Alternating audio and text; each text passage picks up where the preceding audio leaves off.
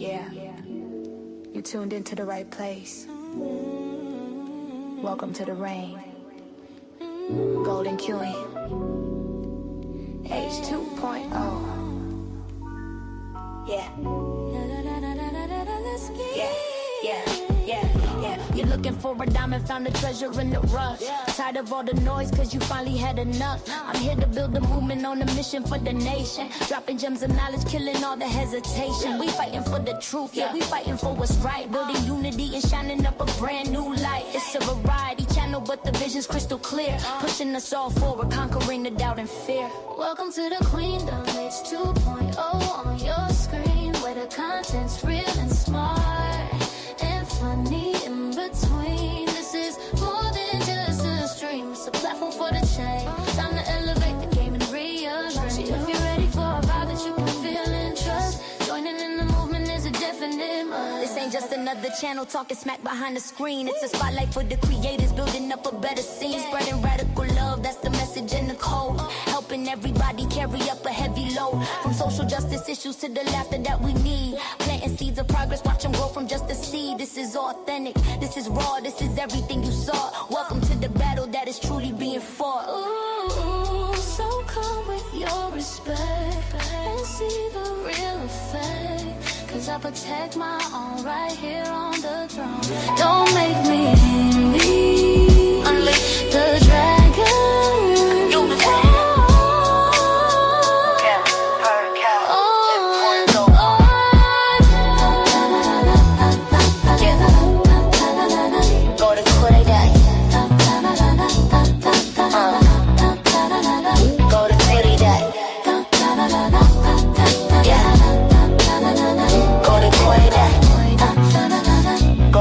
Subscribe, ring that notification bell.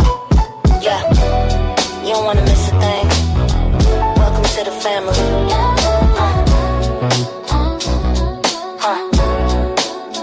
Yeah.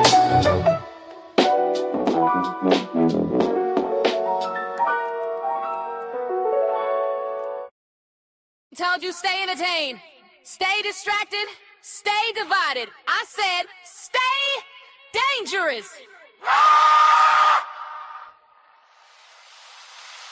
Let's go! We here! Universal! They told you stay entertained, stay distracted, stay divided. I said stay dangerous.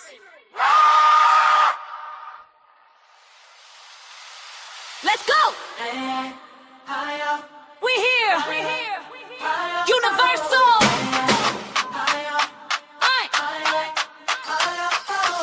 You want the tea, you want the beef, you want the who said what? When it's time to build a life, you keep your big mouth shut. You binge watch chaos, call it keeping informed. But when it's time to grow, suddenly you're bored. Addicted to the circus, dancing for $1 bill. While they're harvesting your focus, popping every kind of pill. Real got you trapped, the digital lobotomy. You rather watch a dummy captain claim your sovereignty. You feel it, don't you? That pressure in your chest. Don't wait. That whisper saying you were built for more than this. Breathe it in. Oh. High frequency, we don't vibrate low. Touch the signal noise, let the real waves grow. Wake up, stand tall, break the spell. We ain't building our minds in a digital cell. No walls. High frequency, crown don't tilt. Truth so heavy, make the weak ones wilt. If the numbers drop, when the truth gets strong, then let them fall. We moving on. Yeah, they call it just contend, I call it control. If it numbs your spirit, it's a tax on your soul. You're arguing in comments about a rapper summer dress. Why you suffocating slowly in a world of curated stress? Hey, your woman who thinks for herself, who won't chase, drive, wake up, tree stealth. Mama golden queen, 10 toes down in the mud. While you're tracing like you're spilling everybody's blood. Moria! Are you entertained or enslaved? Choose. Are you informed or inflamed? Think. Is the gossip worth your soul? Is it? Unplug the wire. Activate the cell. Mama warrior told you. High frequency, we don't vibrate low. Digital noise, let the real ones grow. Wake up, stand tall, break the spell. We ain't building our minds in a digital cell. High frequency, crown don't tilt. Truth so heavy, make the weak ones wilt.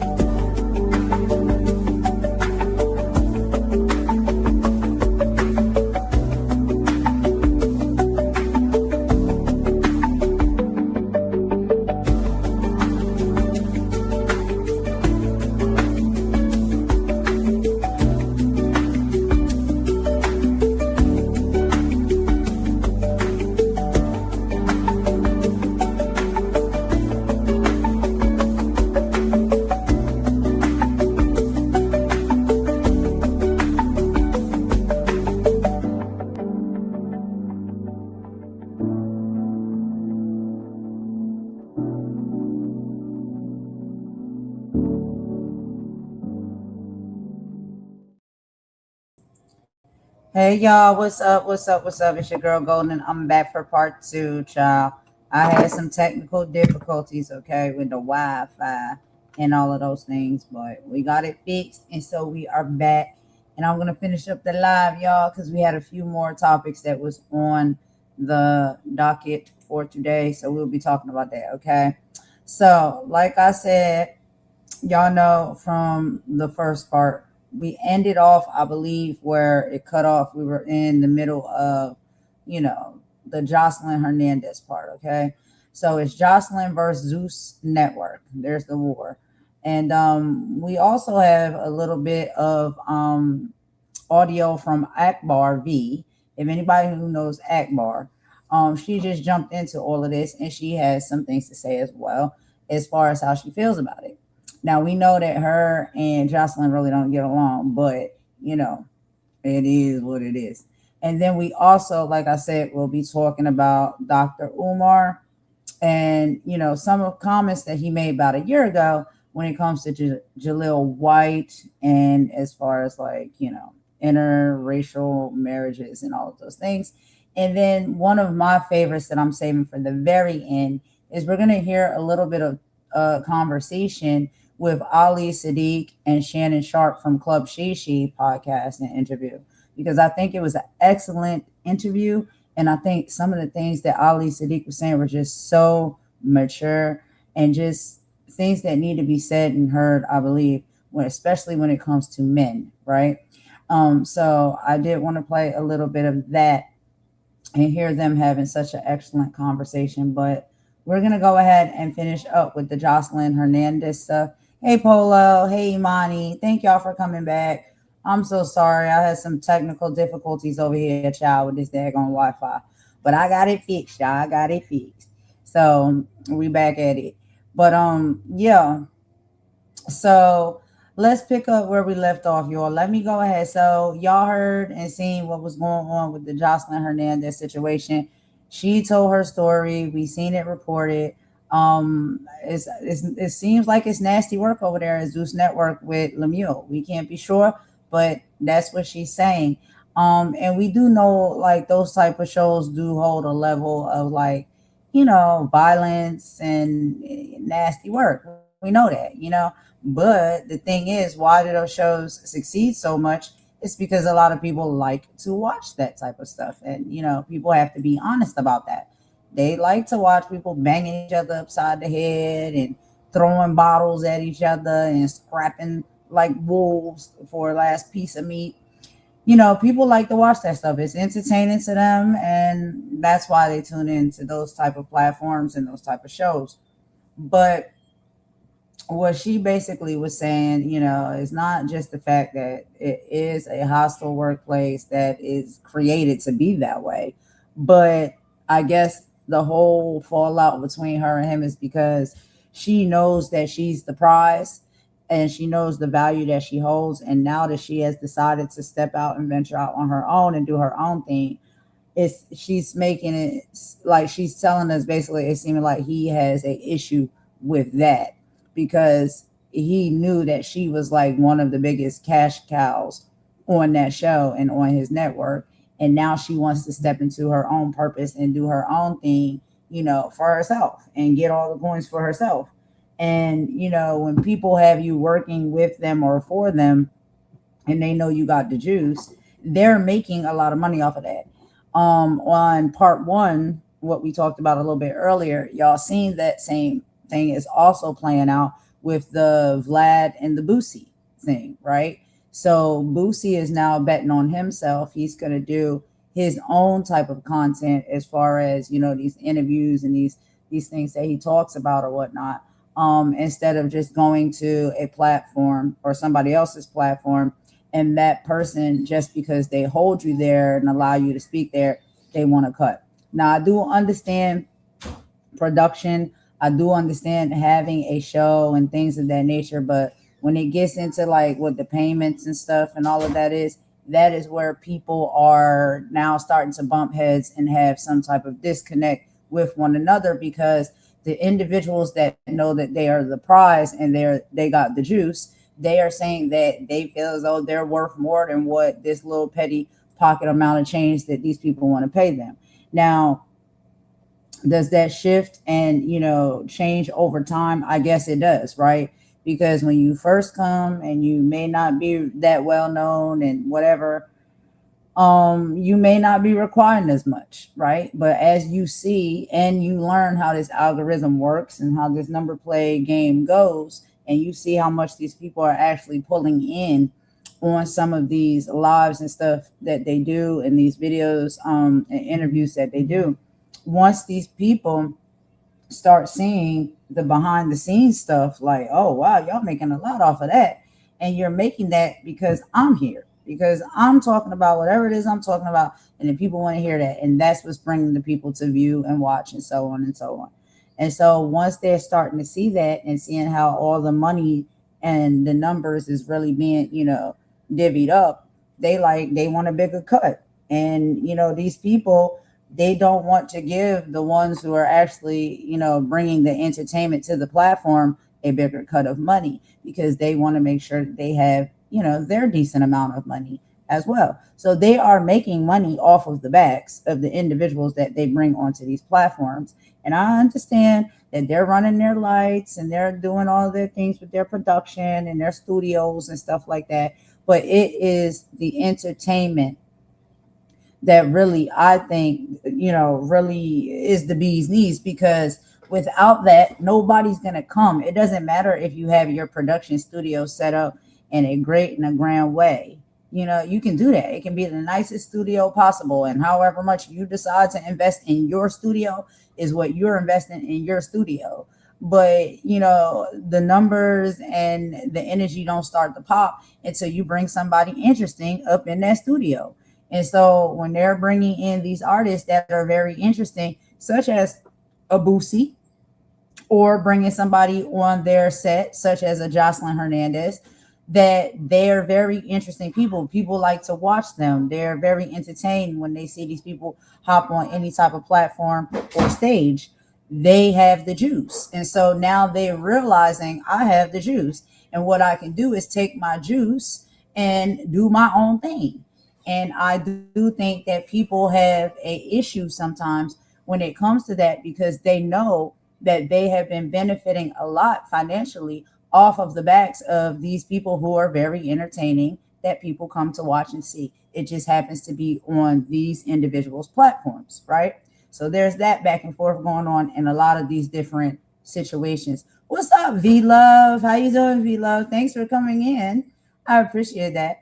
So y'all know I get chatty, y'all. So let's move forward. So we're going to wrap up this Joseline Hernandez situation, right? Because Joseline is saying Lumiere is being nasty work. She seemed very distressed. She's pregnant, she says.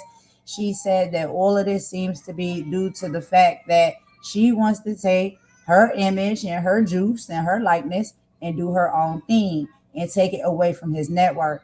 And she thinks that he's being nasty work towards her because of that. But he's also been nasty work consistently within the platform and towards the other, women and people that are on the network and the shows. He's not a nice person. He's a nasty piece of work. This is what she's saying. Okay. So that's her experience. That's her story. So we wasn't there. We don't know, but this is what she's saying. So Akbar, if y'all don't know Akbar V, she wanted to weigh in a little bit on the situation as well. And so she actually has some choice words to say towards Joseline. And what I'll say after we listen to it, y'all, I'll give y'all my thoughts and feelings and opinions on what I think, because I'm in the middle when it comes to what she's saying. I'm in the middle. I'm going to just leave it right there with y'all like that. But let's go ahead and listen to Akbar a little bit and see what she has to say. And I'll let y'all know what I think. And y'all let me know what y'all think in the comments. I'll meet y'all over in the chat. All right, bye.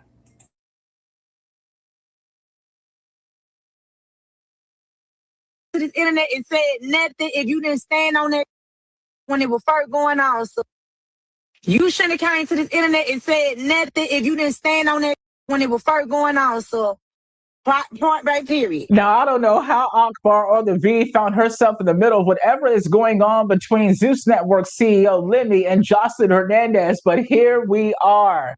According to the Atlanta female rapper, someone I don't know who has reached out to her requesting an interview from Akbar V after she premiered on a season of Baddies in regard to surviving Zeus Network.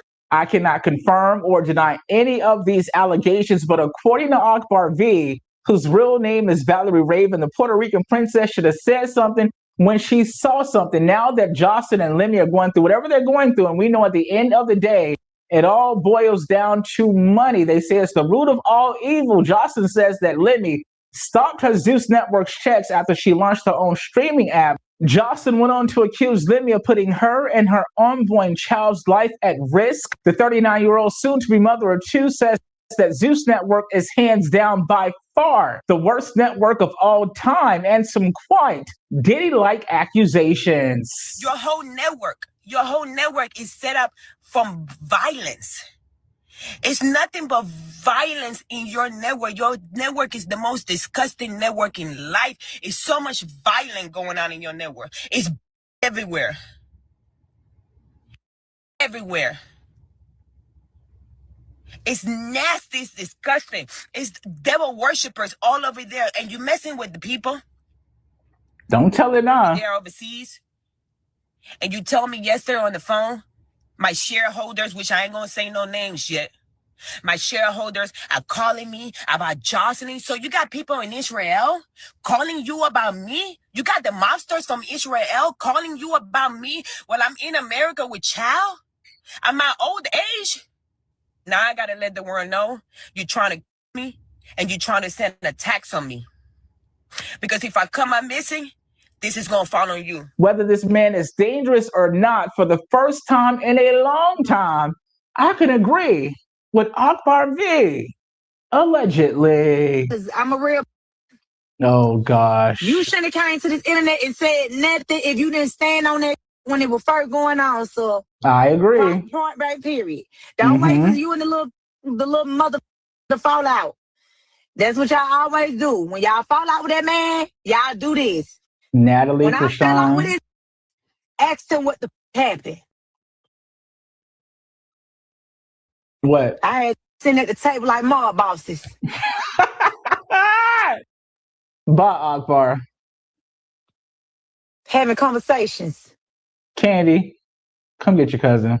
With that being said, Joseline really make the cabaret. Yeah. With baddies, the make baddies. And you got like on there like Summer, Tommy. You got something that came and did what they supposed to do. But I'm telling y'all, it's finna happen. Y'all just sit back. I'm telling y'all think this guy's finna happen. Because it's finna hit the fan.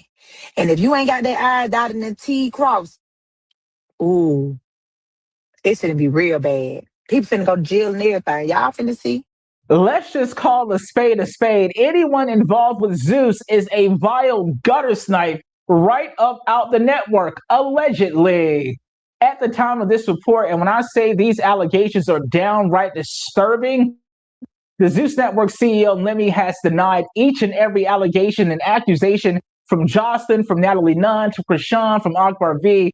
It is a lot happening with this developing story, but we'll be keeping a close eye on it all. I'm Antoine. Just here to report the news. I don't want no smoke with nobody.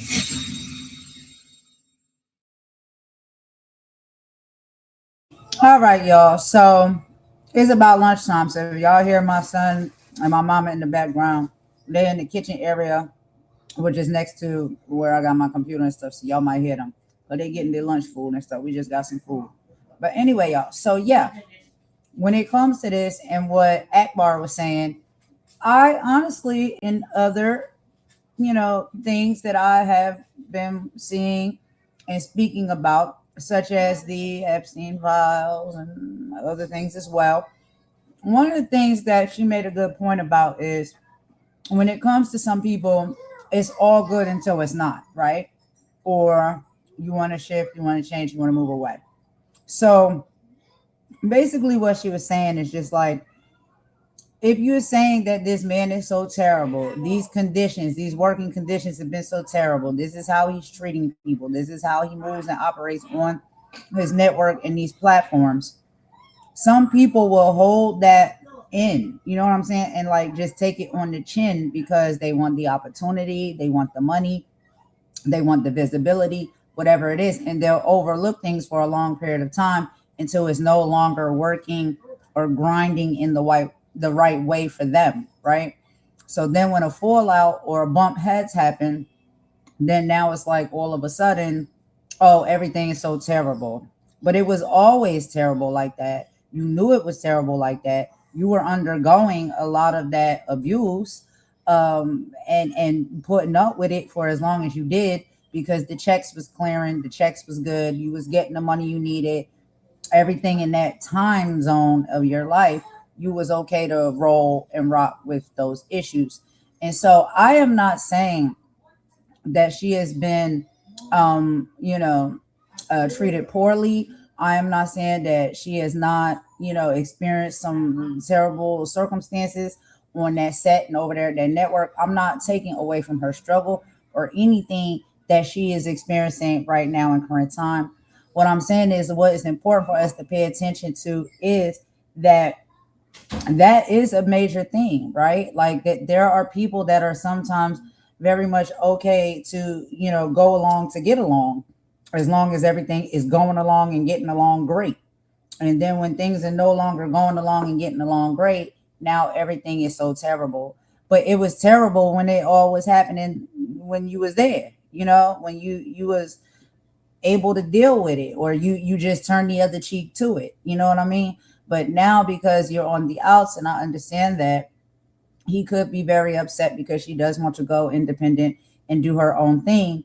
And so now it's like, you know, because he's coming at her and attacking her, she's airing out how these people really work and operate. And let me tell you, I absolutely understand that. I absolutely understand that. And I can absolutely sit up here and be honest and take accountability that, yeah, probably a few times too, I've probably done the same thing, right? Because if it's somebody that you love and you support and you're rocking with the situation or whatever it may be, it's certain things that you don't speak on. But then when you feel as though you done got done dirty or you've been mistreated, then it's like, yo, why should I care? You know what I'm saying? When you get angry and you're in your feelings and you at war, then that's what happens. Some of these things start to come out because now people have fell out. You know what I'm saying? And so when I'm looking at all of this stuff, I look at it, you know, through a lot of different lenses. It's like, this is happening over here on these reality TV shows. This is happening in Hollywood. This is happening in the music industry. This is happening right here on YouTube. And so, you know, a lot of it, I feel as though we can identify what exactly is happening and what's going on, because a lot of it we work through and we try to navigate through each and every day just with on this platform, right, on YouTube. So I get it. I get it on all sides. I get it.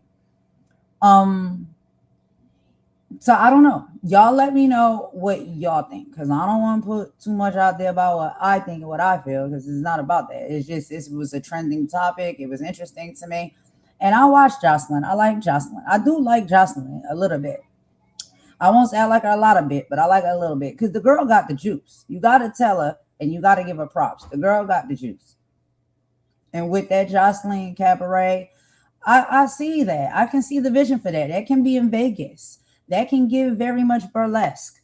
Like, she has a vision and she has talent. She does. She also has a temper, and she used to have some problems, but she's pregnant now. She's cleaned herself up. She's not doing things that she used to do anymore. She's moved forward with her life. People get to change and turn around, you know, and move forward with their life. And so, you know, could it be that, or do y'all think this is just Joseline being Joseline? What do y'all think is really going on? Now, we've heard that Limnio, I don't hope I'm saying his name right.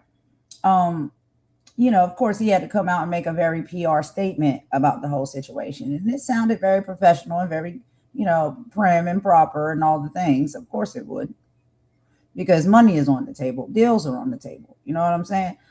work partners, and all of those things is on the table. When people are in businesses and stuff like that, they got people who got their hands in that are helping and contributing, and they have to move professionally because they don't want those money providers to take their money and their contribution off the table. So they have to handle it legally and professionally and all of the things. However, behind the scenes, when you're just you, right, and you can just be you and talk like you and do what you do, you don't know what these girls or these people are experiencing on those sets, right? We can't be sure. Allegedly. We don't know. We're not there. We don't know. And also it's just like, like Akbar was saying, it's good until it's not. You know what I'm saying? So it's like, you can either be upfront and like, no, I'm not about to deal with these type of circumstances. Absolutely not. You will not talk to me like that. You will not treat me like that. You will not set me up to do things like that. I don't want to be on no type of set like that, period. Some people are like that and they won't do it. And then some people are like, well, they will do it, but they like, maybe they do it for, just until I make this amount of money and I can go on over here and do my own thing and get up out of this situation. This is just temporary for me. So I'll just put up with it for a temporary amount of time. And then soon as I have my opportunity, I'm out the door. It could be that for somebody. It could be a lot of different things for a lot of different people, depending on who the person is, right? And one of the things that I think when it comes to these type of situations is it's unfortunate that these type of individuals have already kind of made like a representation for themselves. So it's kind of hard. A lot of people don't know a lot about Lemuel or however you say his name, right? We don't know a lot about him. We don't know a lot about his character. We don't know a lot about his temperament. We don't know a lot about that. We know a lot about Joseline. We know how Joseline get down. So in a situation like this, it could be very easy for him to paint the narrative of her just being Joseline, right? This is what Joseline does. This is how Joseline is. And, she's angry and she's in her feelings and she's doing whatever it is she does, being aggressive or whatever like that, or trying to talk shit, whatever. You know what I'm saying? Like, it could be very easy for him to just sit back and be quiet and let the society and the people paint the narrative how they want to paint it, because they already know how Joseline is. So it's very much easier for them to see her as the villain in all of this and not him. But we can't be sure what really happened. That's just a little bit of the tea, y'all, about what is going on in that situation. So moving on from that, we are going to now go ahead and get into, which this has been resurfacing, right? So about a year ago, Dr. Umar sat down and he had a interview, and there was a discussion that came up about Jaleel White. And there were some things being said, about the fact that he's in a, interracial relationship. And he also said that, or they have said that Jaleel White has said that, Black people didn't really support the Family Matters show as much because it was a show that showed like a healthy family and a positive family, and all of those things, like a successful Black family, like with like great values and things like that.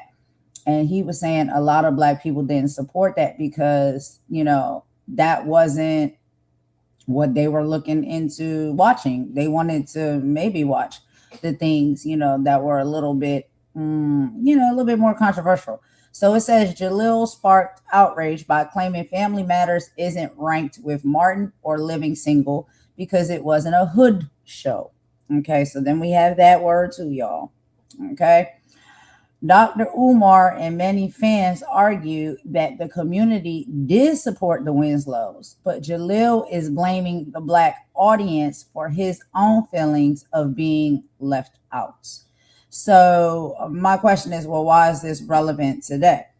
So as Jaleel clarifies his misspeaking, because he did come out and say that he misspoke, or, he didn't mean that to come off the way that it did. The conversation did shift, Okay. So Dr. Umar had some critiquing or whatnot, and he had a few things to say about that. But I can play for y'all because I think context is very important. So, do y'all want me to play for y'all what Jaleel said first and then play Dr. Umar's response? I think that would be like the best way to do it because that adds a lot of great context to things. You need to know what was said and how it was said first, and then when you hear somebody's response to that, it makes a little bit more sense, I believe, when you hear it that way. So let me go ahead and see if I can pull up Jaleel real quick. And I'm trying to remember where he said that. Was it on the Breakfast Club? Because I watch a lot of interviews, y'all. I like to watch interviews. And I remember him saying that on an interview. I'm just trying to remember. And a lot of times they go on PR tours. So they say the same things a lot of times on multiple platforms. So let me see. Jaleel White's interview.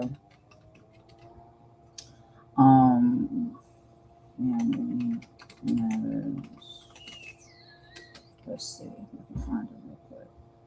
Because the context, I think, is very important. Yeah. And there's a lot of other things that I heard Jaleel White talk about, Mm-hmm. Now, I can't play the whole interview, but I'm trying to see if I can find a clip of what he was saying. Okay. Yeah. Let's just go ahead and do it like this, okay? Let's go ahead and just play Dr. Umar first while I find the one for Jaleel. And we'll kind of do it backwards because I don't want y'all to be sitting here waiting for me to find. Because all of these ones that I have that I'm playing, I already had this set up. But the other ones is impromptu because I want to try to add a little bit more context. But anyway, let's listen to a little bit of what Dr. Umar had to say about Jaleel White and that whole comment that he made in the interview that he had and his thoughts and feelings and opinions on it. Let's get into it. I'm going to meet y'all in the chat.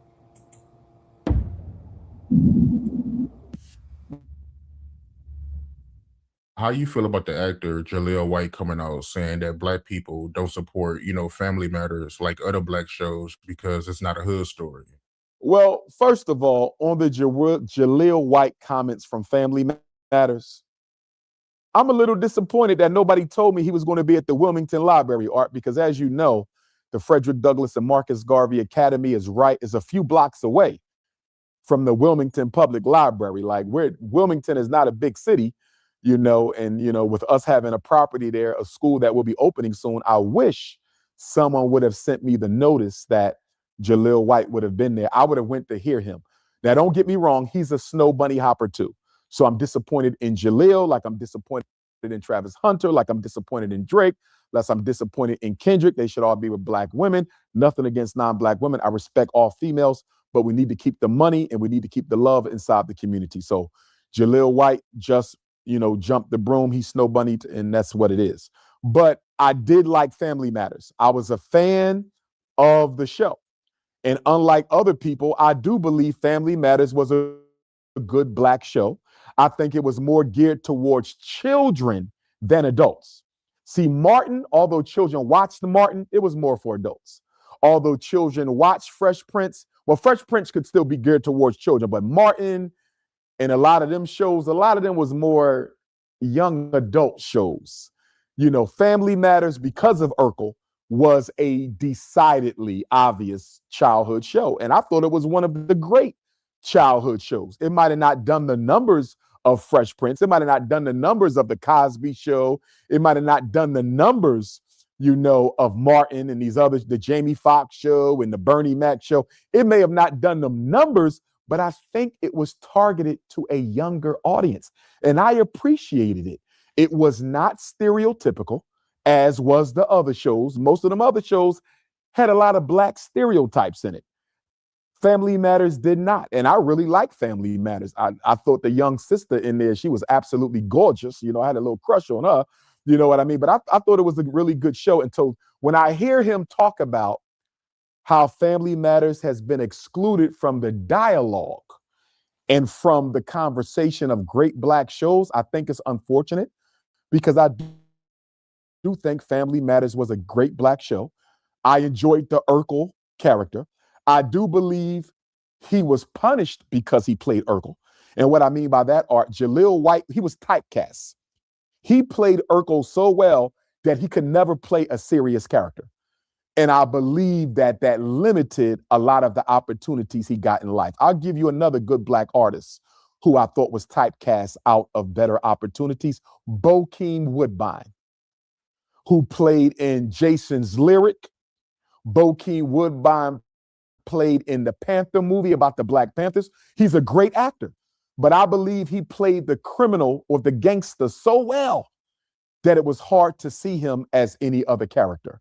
And I think that's what happened with Jaleel White. I think Jaleel White played Urkel so well that he was denied a lot of other opportunities when he became an adult because of how closely he was associated with that character. So, you know, but for me though, Family Matters goes in my top 5. Family Matters goes in my top 5. I enjoyed it.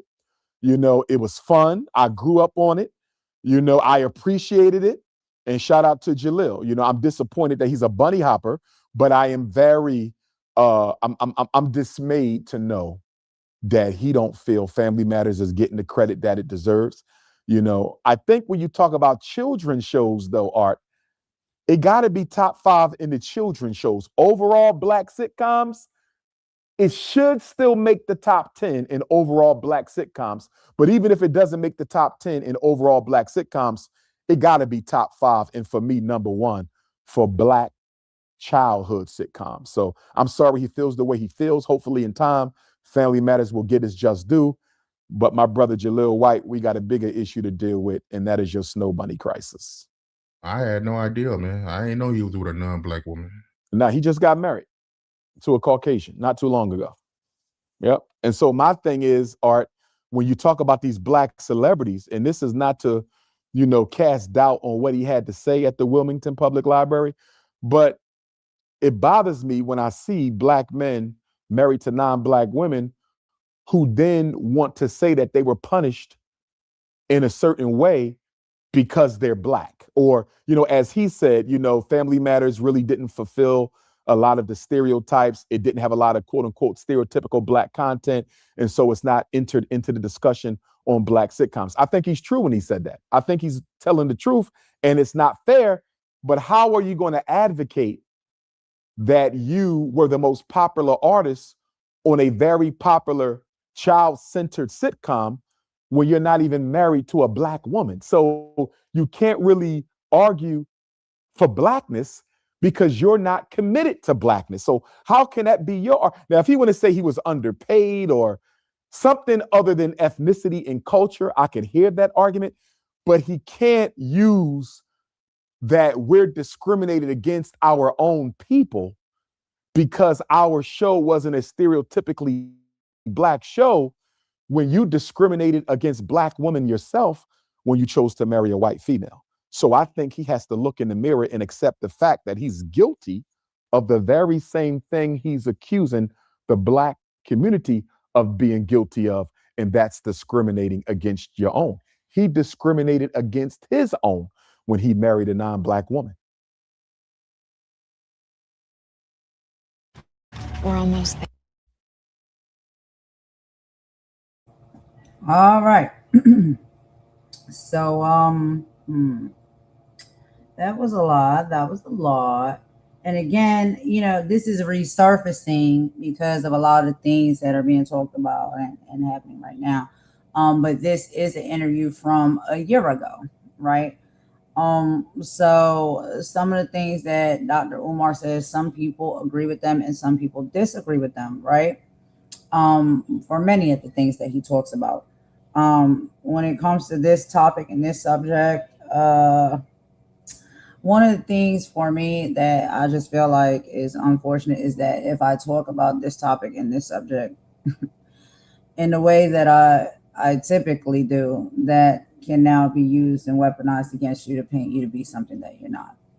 So we already know that those things are happening on this platform, on this YouTube space. But what I am saying is when he says that and he put that together at the end the way he did, like he tied it all in together for everybody to hear and understand. My question is, do people still, feel as though like that's questionable? Like, let me get it very clear.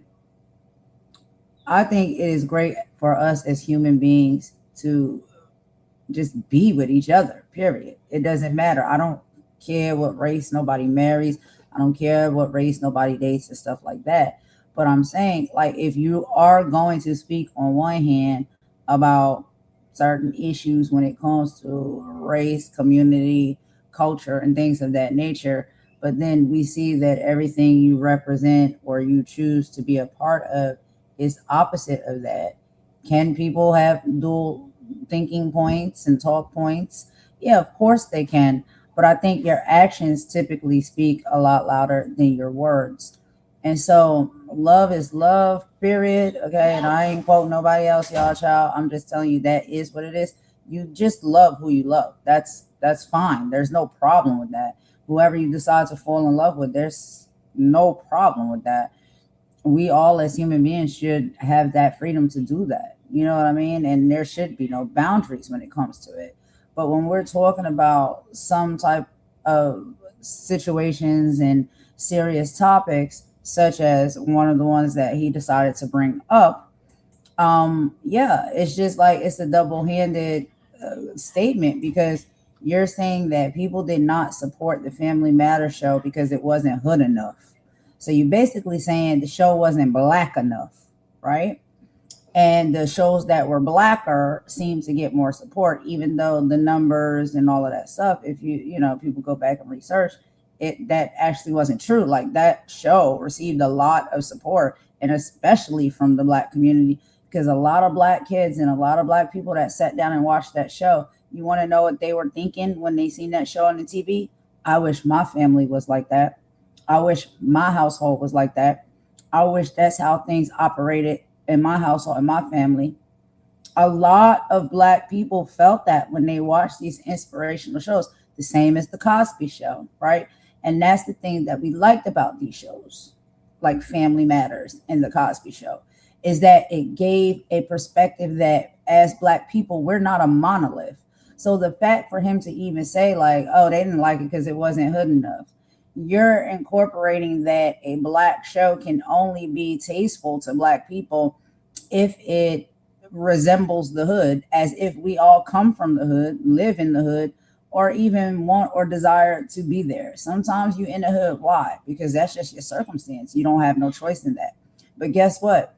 There's a lot of black families that from the very beginning never was in a hood, never was in a hood, never was in a ghetto, never was in, no impoverished type situation. Their families actually really look like Family Matters family, Cosby Show family. That's how they grew up, right? So to say, to equivalent that to blackness, that it's like, because there's a family dynamic that is healthy, happy, educational, loving, all of those things, that's not on the palette for black people. I think that's you kind of, you know what I'm saying? Like, you're kind of saying in your own right that you see blackness and black people in one way, through one lens. It's not to say what other people say, because the ratings very much did not support that narrative that you had to say. That's your feelings behind the lens, right? And we see that a lot with a lot of these shows, and there's a lot of black shows that are great. Now, nobody ever really talks about, and I watch a lot of shows, y'all. Do y'all ever remember that show from Malcolm Jamal Warner and Tracy Ellis Ross was in? It was called Read Between the Lines. That was a good show. That was a black family show. That was an excellent show. It was positive. Both of the parents were very, stable.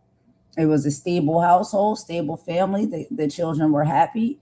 There was no struggle. There was no, violence or nothing like that. And so, and even to compare it to shows like Living Single, it was really none of that going on in Living Single either. Just about all of the cast members on Living Single, they all were in some type of way successful, right? You might have had, what was it, Sinclair, but she worked for Khadijah. And then you might have had, was it Regine? And she was, yeah, a gold digger, whatever. But outside of that, everybody else had a job. They had a career. They was working. They had their own home. They all was just friends, and they would gather at each other's house and hang out as friends. But outside of that, it was no ghetto stuff going on in Living Single. You know what I'm saying? Like, or hood or whatever it is these people want to say that they think the black image is supposed to be. A lot of those shows didn't have that. And the black shows that we were watching, the very few that we did get a chance to watch, right? It wasn't a lot of that going on. Even with Martin. Martin had a career. Gina had a career. Pam had a job. They was questioning Tommy's job. I don't know what Cole was doing, but aside from all of that, it wasn't like they were bums. They were just friends. They coming and hanging out. But y'all seen they had careers. They were very successful. You know what I'm saying? They had successful relationships and love. They went through the ups and downs of relationships and love and stuff like that. Those shows were very dynamic shows. Moesha was a great show. Very solid family, very stable family, right? Sister. Even though it took two individuals, right, that they wanted to have children, they adopted a child, and then they just wind up deciding that they was going to live their life together because they found out that the children that they had adopted were actually twins. They're blood, they related. So they wanted those girls to be together, and they decided to merge their lives so the girls could be together. That is a happy story. That is a happy experience. That's a noble thing to do.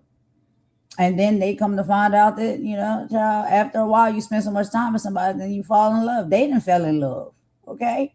But, they didn't start out on that show that way, but they wanted those two girls to be together because they're sisters. They're twins.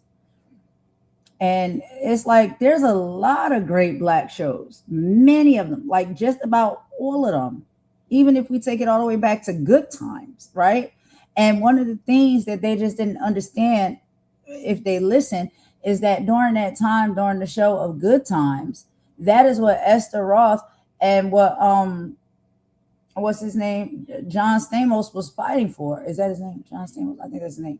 That's what they were fighting for because they did not like that script. Even though it wasn't terrible, that is kind of how things were in those, neighborhoods and areas at that time. But they wanted to make it better. They wanted to paint a better light over that situation, right? Like, even though you're in the projects, or even though you may not have as much money, you live in, in a certain neighborhood that may not be that well to be, there still can be a father in the home. There still can be a hardworking father in the home, bringing home money. There can be a very, integral mother in the home, rearing up the children. And there, you can have different dynamics of children. You can have a child that's so much an activist. You can have a child that, just child, a gigolo or out there, a pretty boy or whatever. Your children will have different personalities as they grow into who they become as adults. And that's what that show showed us. And that's one of the things that was most distasteful for me when I seen the rewrite of The Good Times when they did that cartoon. I didn't like that cartoon version of The Good Times at all because I knew by watching interviews and, listening that is not the image that they wanted that show to be about, right? And the actors and the actresses were fighting tooth and nail to get it to come out and look a little bit different. But you got to remember, that was a different time. Back then, they didn't have a lot of leeway. Their voices didn't really matter or count. Nobody was listening to what they were saying. But they knew that they wanted different representation of Black households and things of that nature, even despite the fact that they may not just be in the best of neighborhood or financial circumstance, right? But they wanted it to seem like and show people that despite the fact that you're living in this predicament, it's not all bad. And it doesn't have to be all bad. And it doesn't have to be all these horror stories that they painted out to make just because you live in the hood or the ghetto or whatever, or the projects or whatever. So, and then y'all remember the cartoon that they came out with, the PJs, right? With Eddie Murphy. Okay. There was so many like good, because I watched that show over and over again, just like I do Family Guy. And there were so many good stories that were being told within that show, despite the fact that the show was about them living, you know, in a, what was it, like the projects under, you know, like housing authority and stuff like that, whatever. And so it's just like, yeah, one set of eyes might look at a show like that and that's all they see and they take from it. But if people really watch and listen, you can take other valuable lessons from it. I remember some of the episodes with the dude that they portrayed to be like, you know, the dude that was on the streets doing, you know, the ailments and things like that. He was actually talented. He actually had skills and abilities, you know what I mean, and a good heart. And he was always willing and ready to help, you know what I mean? Despite the fact that he made some poor choices and he was in the predicament that he was in, he wasn't a bad dude, you know what I mean? And so it's like, it just depends what type of lens you choose to watch these things from. But anyway, instead of going on and on, y'all, let's take a quick song break. Wait, before the song break, let me do these messages real quick. So Imani say, I disagree with Dr. Umar on this. Jaleel is talking about something completely different. Okay. Jaleel is referencing something else, and I disagree with his opinion as well. I think people had a preference and they supported so-called non-hood black shows. Yeah. So I get what you're saying. Okay, so you saying that people will just support what they want to support. You know what I'm saying? Whatever it is that is entertaining to them, that's just where they'll go and what they'll watch. But it necessarily has nothing to really do with race or, you know, the dynamic of the race within the show. It's just, is it interesting enough for me to watch or is it not? You know? Now, I used to watch Friends. I used to watch what's that other show? Home Improvement. I used to watch Roseanne. Like, I watch all types of shows. You know what I'm saying? I watch black shows. I watch shows that may not have been predominantly black shows. I've watched them all. And a lot of them I enjoy. Whether they black or predominantly black or any other. I don't care. I didn't care about those things. I just cared about, was it entertaining me at the time? Did I like it? Did I like the storyline? Did I like what was going on in the show? Was it entertaining to me? Did it make me laugh? Did it pull me in further? You know what I mean? So I watch all type of show. I've never had like no race disparities when it comes to what it is I'm going to watch, you know? And so with that comment, you know what I mean? Some people may say that they get it and they agree. Some people may say that they don't and they disagree, and that's fine. You know, we all get to have our different opinions on it.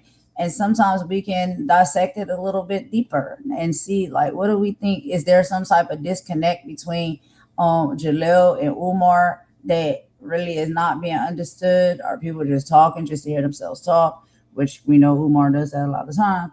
Even though some of the stuff, most of the stuff he talks about, I do agree with and like, but I know sometimes he just be talking to be talking because he like to talk and he like to hear himself talk. But yeah, like, I mean, if that's how that young man felt, that's how that young man felt. I mean, we can't take from him what his feelings are. And there's other interviews that I watched with him as well when he talked about some of the experiences and things that, you know, he was put up to do on that show that he didn't care for. You know what I mean? He didn't care for it. His parents and his family didn't care for it. And he didn't like it, right? But it made for good TV, but it made him uncomfortable. So I think his feelings are valid when it comes to that. I do. I really do believe that. But I'm just saying, you know, he said, me too. I supported a variety of shows, both black, white shows, Hispanic shows. I watch Telemundo. Okay. I watch foreign films. Like I watch all types of stuff. I watch everything. I watch everything. If it's good to me and it's interesting to me, I watch it. We saw more black shows with a stable family dynamic. Hmm. And one of the things that I realized too is just like, yo, back then, that's how it was. We did have a lot more shows back then with basically stable and positive family dynamics. And we've seen that when current uh, directors and producers and, show writers and stuff are attempting this in modern day time, I can understand how they feel because in modern day time, if you match up one of those type of shows compared to like a baddies or a reality TV show, like something that, Jocelyn was on over on Zeus Network, they're gonna typically watch the reality TV show over on Zeus Network. They're gonna watch baddies, they're gonna watch the Love and Hip Hops, they're gonna watch the, uh Housewives series and all of that stuff. But the positive, TV shows like the Upshaws, that's one of the shows that I like. And that one, if people watch the Upshaw, it's actually very real and well rounded because it's not like it's like all the way, you know what I'm saying? Like all the way painted to be a certain type of way. Now, let me tell you, they are a little rough around the edges, right? But at the core of it, it's a family that loves each other and they're navigating through real everyday life and family issues that not even just black households have, but families in general. So I think that could be a show that probably anybody could like or gravitate to and enjoy. And one of the biggest reasons why is we have Mike Epps on there, we got Wanda Sykes on there, we have what's it? Regina. Child, I'll be forgetting her real name, but y'all know who I'm talking about, Tootie from The Facts of Life. Okay. Like there's some heavy hitters on that show, and they have guests as well that are some heavy hitters that come on that show. And I think that is a really, really excellent show.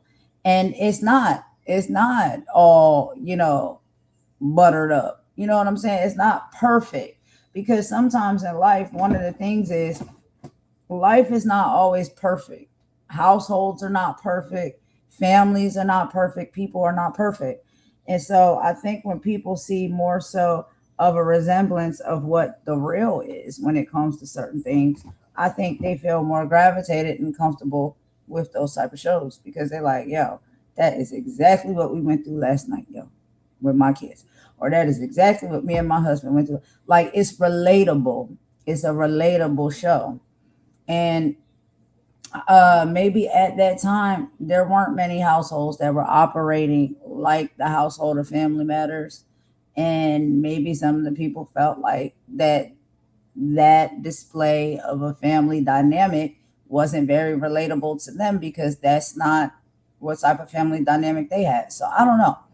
That could be maybe why he said that or why he feels that way. But I don't think it has anything to do with it being hood or ghetto. I just feel like people just gravitate towards what maybe they feel as though resonates with them. But anyway, y'all, let's take this quick song break and we're going to get into my favorite part of this live.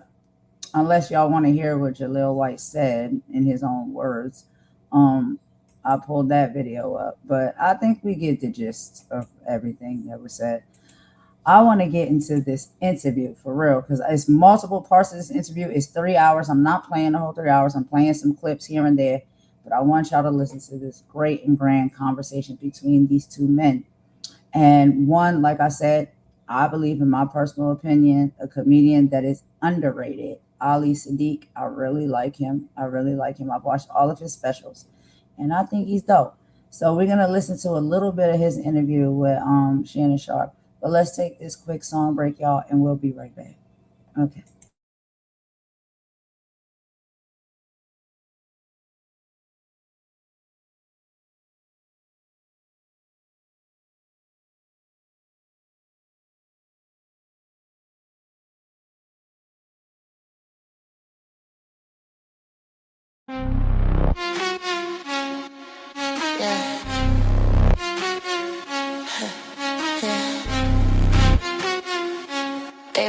watching. They scrolling, but they ain't living now. They bitter and obsessed. We see it, we impressed. You watching every move while we out here blessed. You bitter and obsessed. That envy in your chest. We winning, no stress. Two types, no contest. You're lurking in the dark with a phone and a grudge. Scrolling through our lives, but you show no love. Topic online, in person you hush. Shot that fake fire, whole vibe just dust. Study every move like a test, you gon' fail. Tryna copy sauce, but it ain't for sale. Man, we leveled up, now you stuck in a trail. Rewinding our wins while your life goes stale. You don't want peace, you addicted to hate. Every post we drop got you checking the date. Them fake stories you feed in the fake. We eating good, you just starving in plates. You stress, we flex. You watch, we step. You stuck, we next. Big difference, no guess. They bitter and obsessed. We see it, we impressed. You watching every move while we out here blessed. You bitter and obsessed. That envy in your chest. We winning, no stress. Two types, no contest.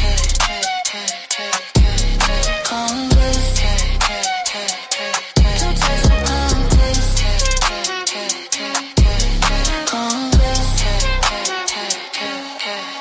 Screenshot, zoom in, slow it down. Whole fan behavior, but you wear a frown. Say you don't care, but you lurking around. Jealous Olympics, you holding the crown. With the whole story in your head about us. Turn on shining your therapy. Projecting pain and security. Loud, we move quiet, still stand out in the crowd. You bitter, don't twist it, we said it. That poison your soul, you fed it. We clear, no edit. You loop the same life, don't get it. Let them watch, let them talk. We evolve, don't stop. Energy rise straight to the top. You can't fake elevation. Obsessed. Bitter. We winning. They triggered. Ha. They bitter and obsessed. We see it, we impressed. You watching every move while we out here blessed. You bitter and obsessed. The envy in your chest. We winning, no stress. No two types, no contest. Hey. Two types, no contest.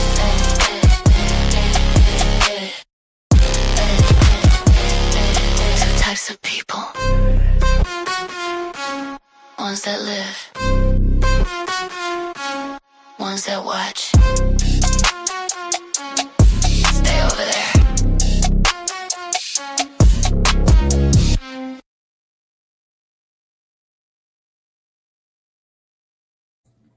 All right, y'all. So thanks for rocking with that quick song break. So now we're about to go ahead and get into the final topic of the live, and we'll be sitting here hearing a little bit from Ali Siddiq, having a great conversation with Shannon Sharpe over on Club Shay Shay.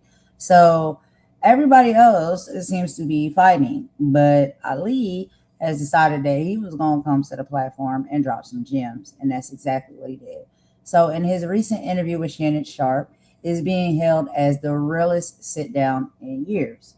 So he does speak on a little bit of what the riffraff is between him and Cat Williams.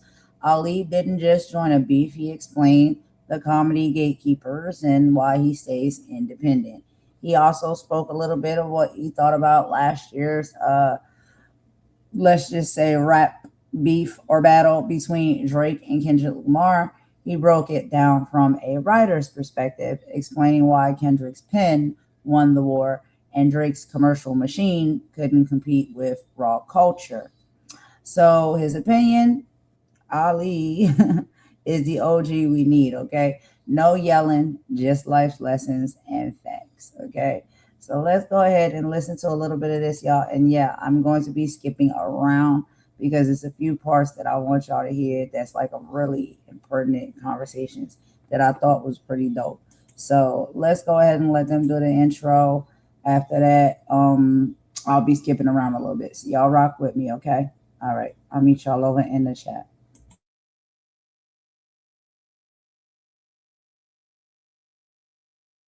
I'm gonna be there. I don't trust you. I agree with you, and I shouldn't be trusted. Yeah, no. Because I know if you on some unmanly with me, I'ma sock you. All my life, been grinding all my life. Sacrifice. Messing with Pat. Messing with Patrick Ewing. No, but sometimes fans do. So called conflict. That's how many athletes I done got into it with. Just cause y'all be, like somebody asked you for a picture. Yeah. Are you a picture taker? It all depends on how much time I got. On where you at. And Right. And I'm like that as well. So the thing, I don't like taking pictures when I'm with my kids. Right. Okay. If I'm out with my family, man, going on. You see I'm out with my family. Right. And I understand that. But if you in the luggage store, yeah, and I see you, man, me and Patrick Ewing, I see Pat. I'm a big fan. I had the Ewings and everything, the big suitcase shoes with the 33 on the back. I said, excuse me, Mr. Ewing, you think I can get a picture? That man looked at me like I was small, even though I'm small. Yeah. And I walked out the luggage store. Felt even smaller. And I couldn't take it. I came right back. Come on, see, you doing too much, Ali. What? You doing too much. I had to come back in there and let him know how I felt. I had them big shoes. Man, you gonna take this with me? I had that part when you was in Georgetown. I thought I went off on Pat, and he was looking at me like, hey, what is wrong with little daddy? Man, because you didn't want to take no picture. And then Did he take a picture? No. Nah, man. Security put me out. You were doing too much. I'm getting escorted out of the Galleria. Bro, how you get escorted out of a luggage store? Messing with Pat. Messing with Patrick Ewing. No, but sometimes fans do too much. I was at where was that? JFK last week, and a dude just walked up to me, put his arm around me, and said, "Let's get this selfie." Oh yeah. He didn't ask, "Excuse me, Mr. Sharpe, can we take a picture together?" Or sometimes they just get rude with it. We gonna take this picture. Man, we are this Nigerian brother in the Adidas store. I'm in the Adidas store. That man hugged me. I said, "Bruh, let me go before I bite you in your face." He said, "You just have to bite me." I'm a huge fan. Man, I said, "Bro, this boy," and I couldn't do nothing because he had, I don't even know why my arms was down. I don't even know why they was down. So you say you get on that brown, things happen when you were young, and you just and you said that's all you drank was a double shot of that. Double shots of Hennessy. I never had a single shot. I started with doubles. You ain't have it on the rocks? No, straight. Hold on, you drinking warm hand? Yes. Yeah, you're trying to do something. You're trying to test some. Damn. I don't know what's in it. Everything is in it, probably, but it's crazy. So let me ask you this: when you tried to holler at Lil Kim, were you on that double shot? I was on that hand, full of it. Had a Hennessy IV. And you just want so how you approach Lil Kim? Man,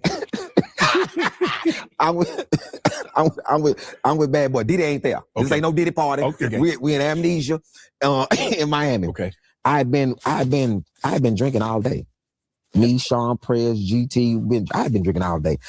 I knew I was tripping because I had came out of Gloria Stefan's restaurant. Okay. Walking out and running into Quincy Jones. Grabbed Quincy Jones because he with two bad foreign white girls. Mm-hmm. And I grabbed that and I said, "You the coldest." I ain't got no bit to grab Quincy Jones. Man, and I'm drinking all day. Get to the spot. Shine is performing because this is right before Shine about to go to jail. Right. Okay. He has a show in Houston coming up the next week when we leave there. I see Lil' Kim, and I had just read in this article that Kim say she like regular dudes. And at this time, I'm a regular dude. That's you. And man, I see Kim. I tap my partner and say, "Hey, I'm finna go holler at Lil' Kim." He said, "For what?" I said, "Cause she like regular dudes." Everybody bigger than you. I'm coming through. Excuse me, partner. Let me slide through. Hey man, let me get to this her biggest, but he got his hand in my chest. He said, "Look, Daddy, where you going?" I said, "I'm finna holler at Lil' Kim. She like regular dudes." He started laughing. He said, "Go on there, Lenny." I get right over there and say the wildest I ever said in my life. I get right in Kim's face. I said, "Biggie dead, what we doing?" If them didn't sling me out of that club. Lord, of all the things you could have said, hey, Kim, my name is Ali. I just want to holler at you. How you doing? I heard you like regular dudes. I'm your guy that you're looking for. That's what you came up with? That's all I had. It was the Hennessy. It wasn't me. I apologize, Kim. Wasn't me. Saw her again on the Tom Joyner cruise, and up bounce was like, Ali, don't you start that shit. Leave it alone. I've been 5'7" since like 7th, 8th grade. Before that, like about let me see, 6th grade, and I was a center. I started off playing center. I was a 5. That's what it come. In basketball? Yeah, I was a 5. And over one summer, it's like everybody went to sleep, and then I was a 1. Out of nowhere. My first position playing football, inside linebacker, right inside linebacker. And I was vicious. I knock your head off because I don't have no regard for my own self. Right. So Anthony Cole. Most people don't know this, but if something sexual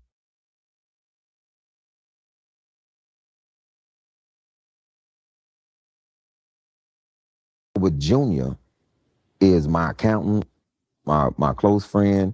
We own a food truck park together, 4501 Alameda. When his father passed, before his father passed, he told me and Anthony to always stick together. So man, y'all always stick together. So we do. But man, Moses would want to go to the strip club to have lunch. At this spot called Treasures. He want to have lunch. So I go with him, me, Anthony Sr. We in the strip club, and he in this strip club was amazing. Yeah, people see, when you tell people that, people think you lying. I mean, the 5s are nice too, though. But the food is really good. Magic City, you ever been to Magic? I've been to Magic City. The food, tell me the food they busting. I didn't eat no food in Magic City. Why you there then? Because I was with some other people. Man, they wasn't hungry? I didn't eat no food in Magic City. I was like, I'm not a strip. What's crazy is I'm not a strip club guy. I ain't either. But if I'm there, I don't want the strippers dancing on me. You don't want no booty juice on your chick? I can't. I just don't. What you mean dancing on you? What's wrong with you, Ollie? What? They ain't got. Where's the shower at? They been in there all day. Where's the shower? Look, they do a couple. Don't be wet wiping nothing and sliding on me, man. I just can't. Man, on my clothes. These clothes awesome. I don't want you on me like that. Man, they go down and freshen up after about two or 3 with what? They got showers down there. Ain't no shower. Where the showers at? Well, I'm gonna call Madge after I get up here and ask him. Yeah, ain't no showers in them spots. These girls going down there changing into them same bathing suits. Just white wipe. Okay, man, they doing a little bird bath. Man, Shannon, no. I don't know bird bath broad on me.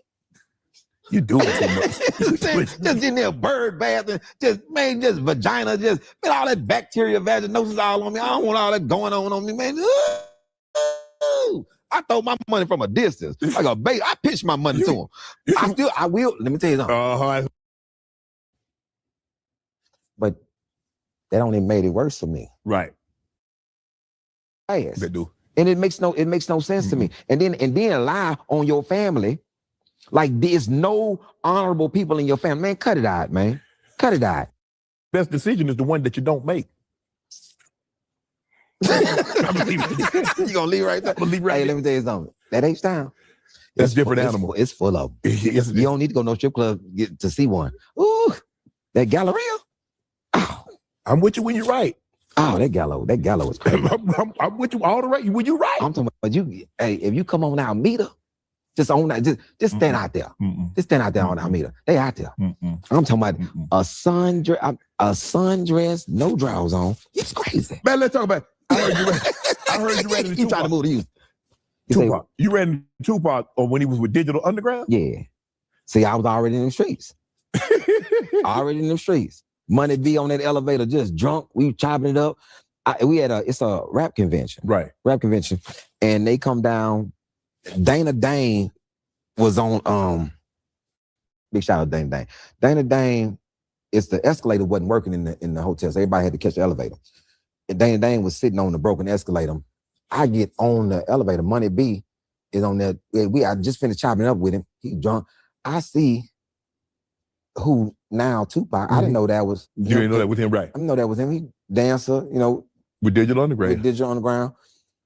But it wasn't that thug persona. And how would it be a thug persona to somebody who's already thugging in the streets? Right. Like, I'm already a wild man. So I didn't see him like everybody else saw him. Even when I was locked up, I used to be like, man, that kid wasn't no thug like that. So when you see, having been in the streets, live that life, breathe that life, when you hear guys talk about that life, you're like, man, y'all need to stop this. They really do. They really do. I'm talking about, because it's like, even with these young boys now, it's shameful. It's shameful. And my problem is this. I never lied on my mama like that. Hey, that's all we know. Stop it, dog. So your mama never said nothing. Didn't nobody ever say nothing good to you? So everybody's just doing bad. Every black person just doing bad. Everybody's from the hood. Nobody mama making it. Nobody daddy was making it. Everybody just destitute. Right. Man, stop it, man. I tell people in the special, I never had to be in the streets. My mama had a job. I just couldn't handle being outside, not being in the atmosphere. My dad had a job. When I moved in, my dad had a job. My dad was fly, tailor-made suits, all that. My dad was selling powder cocaine only because he had a carrier service downtown. And it was lawyers that he was carrying stuff for, getting documents signed, and they was on powder. So my daddy just just right into it. You know what I'm saying? So him, Ivory, James a boxer. You know what I'm saying? Ivory has one side of downtown as the carrier service. My dad had the other side of downtown. They partners. My dad was selling these pills. Everybody was popping pills back then. You know what I'm saying? So when he started selling powder, he didn't want me to sell powder, even though I had to open the door and sell the pills for him when he was gone. But he was wild. But my dad didn't want me in the streets. My mama didn't want me in the streets. I hid all that from my mama. Just now be finding out stuff that I did back then. Wow. But so I don't give this story of, oh, we doing, I had to sell. I ain't had to do shit. But be a kid. Right. Which people find hard to do nowadays. Like being a kid is Everybody something want to grow wrong. up fast. Yeah. Everybody want to grow up fast. They do. And it makes no sense to me. And then lie on your family. Like there's no honorable people in your family. Man, cut it out, man. Cut it out. It's crazy. So you mentioned that your mom had a job, your dad had a job, you really didn't. So what type of upbringing? So give us a synopsis. When you were a kid growing up in Houston, you were in the projects, if I'm not mistaken. What did you want to be when you grew up? A chef. A Navy SEAL. Okay. Yeah. Chef. Then what happened? I started cooking the wrong thing. I'm cooking the wrong thing, man. you weren't making the orange kale, the collard greens, anything like that. Hey, man, I'm a chemist. I was cooking the wrong thing. Oh man. So that's the just being in the streets, man. I didn't have to be out there, Shannon. Right. Real talk. I just didn't. And my mom, that really was embarrassing for my mom. Right. You know, I apologize to my mom too all the time for being dishonorable to what she was about. Right. You know, and I think that in families nowadays, it's no honor. True. They don't want to honor the mother, honor the father, honor the family. You want to put mud on your people's name. And that's wrong. But a lot of guys don't see it like that. They think that street cred, what does it get you? You can't buy nothing with it. Can't buy nothing with it. You are more embarrassing to society, to your family, to your children, and then to your grandma. It's it's really shameful, man, that how these people, and I'm not perfect in this, but I'm not gonna, man, it would break my heart, man, for my kids to be out in the streets acting like I didn't teach them what was right. Mm-hmm. And I didn't do. You didn't do anything for them. I didn't do anything for them. So I know it's a lot of parents out there, and I'm a parent as well now, right? 3 years in. And so when I was listening to this, I just sit back and listen to it, and I was like, that's hitting. That's really hitting. Because when it comes to you being a parent, you know all that you're putting in and what you're doing to make sure that kid, when they go out here, they're respectable, they have morals, they have integrity, they act like they have some home training. You know what I mean? And these kids do have home training. But what he's saying is there's a lot of youth and a lot of people out here popping out now doing the things that they want to do and running on, this fake storyline that they've never had any home training, that, oh, woe is me, my life is so bad, I'm from here, I'm from there. And there are some of us that can attest to the fact that we may have not grown up in the best neighborhoods. We can be very much honest about that. But what we were taught, how we were disciplined, the integrity and the morals that were, delivered to us from our parents, from our grandparents, they were very good ones. And if that's maybe all they had at that time, maybe they didn't have the dollars, right? Maybe they didn't have all the fancy, games and toys and stuff like that. But one thing that they did leave us with was our integrity. That's what they instilled in us, integrity. You know what I'm saying? And so that means something. That holds a lot of weight. And so what he's basically saying is that, like, with this new generation, they think it's cool to get it out the mud. They think it's cool to be in the hood, in the projects. They think it's cool to say that they never had parents that, instilled any type of discipline or integrity in them or whatnot. And when they go out there, that's what they wear on their chest. That's what they tattoo on their skin, right? That they're, these gangsters and they're these rebels and things that they're not. And what he's saying is that's messed up, because you're taking away from and discrediting all of the work that your parents put in, because you got good parents. You may not live in the best neighborhood. They may not have a whole lot of money, but one thing they instill in you is your morals and your integrity, right?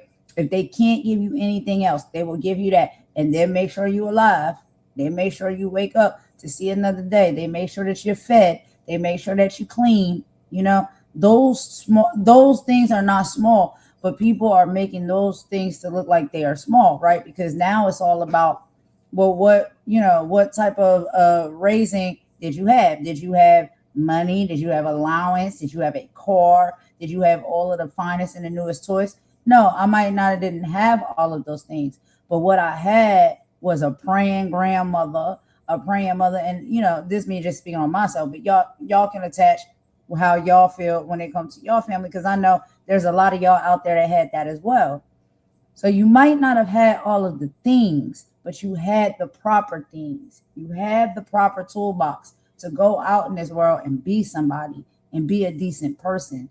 Now, once you get out there and what you decide to do, that's up to you. But when you do that and you make it seem like the reason why you're doing that is because of the circumstances that your parents had you in or you were living in, I think that that's what Ali is saying. Like, that's a lot of these kids are out here flexing on that so they can have an excuse. And then there's a lot of people that's out here making excuses for themselves because of the behavior that they want to participate in. And so it comes from a lack of accountability, right? Just take the accountability. Your parents could have raised you up right. You just decided that you want to go out in these streets and out in this world and be a terrible person. So you decided that. That's on you. That's not on your parents. But then as soon as somebody approach you and they ask you, why you act like this? Why you move like this? Why you operate like this? Oh, well, because, this, that, and the third. You know what I'm saying? Oh, how I grew up. Oh, how my mom. And it could be for some people, yeah, maybe their parents wasn't doing the best. But there are a lot of people that parents is doing really great. And the main people that really be having me laughing be like on the Fresh Prince, not even just the original one, y'all, but if y'all seen the new Fresh Prince show, like, why you out here in these streets trying to act like you a gangster and you got to get it out the mud when you living in a whole mansion, you're rich and privileged. Like, you don't have to do those things that you do. You're doing that to be cool.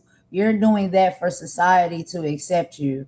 And why is it that if that is the biggest thing that is frowned upon and looked down on, why is it that even some of the kids that are rich and wealthy aspire to have that type of persona? Make it make sense to me. If it is a low vibrational and something that they looking down on for you to come from the ghetto or the hood, you know what I'm saying, and not have a whole lot, why is it that rich kids pretend that they live in that type of predicament so they can go out and what, wreak havoc? So what do you think, that everybody who may come from that type of predicament is somebody who's going to go out here in the world and wreak havoc on the world and be committing crimes and doing crazy things and stuff like that, and being aggressive and violent? That's not what that means. That's just a circumstance. People get to choose who they want to be and how they move and operate despite their circumstances. And when you're a kid, you don't have very many choices when it comes to your circumstances, right? And how you grow up and how you're being raised and how much money coming in the household. You don't really have too much to do with that because that's what the adults are doing. That's what the parents are doing. And it also has a lot of other factors. I don't want to get into all of that. That's more so ties into like my activism and my political talk. But I'm not talking about that. But when it comes to this topic, this is something that I've seen. Like, we get these kids that be out here. I be seeing them. They be on TikTok, child. They be on TikTok. And I'm like, oh, you a gangster. Oh, okay. You about that life. And not one part about that life at all. Not a gangster at all. Ain't never had to get nothing out of the mud at all. But they like to say that because they think that's cool. But on one hand, when they wear that mask and when they wear that costume, it's cool. But when people who are actually going through it and live those type of experiences in life, they get clowned on and they get dragged because the ones that have more see the others as beneath them and less than them. So if I'm beneath you, or people who may have grown up in certain circumstances and neighborhoods and stuff like that, if I'm beneath you and less than you, why you put on a costume all the time to pretend to go through the struggle that I'm going through and be in the position that I'm in? And you're not doing it to poke fun at me. You're doing it to get clout and be cooler. That's weird. Isn't that not weird to y'all? Like, why do people do that? Why do you downplay what your situation may be because you feel like that's the cooler situation to be in? So you see the people who have less than cool. You see them as something you aspire to be. But let them tell it and let the experiences play out. They try to come at people or kids. We can talk about youth, kids, at the ones that have a little bit less than and grew up in certain neighborhoods and stuff like that. They try to make you feel bad that you're in that predicament, but then turn right around and put on a costume to cosplay as if that was their lifestyle. And it never was, because they think that that's cool. So if it's cool for them, why it's not cool for you? Y'all get what I'm saying? Am I making any sense? Because sometimes I talk in circles and I know that. But y'all understand what I'm saying, though? Isn't that a little bit weird?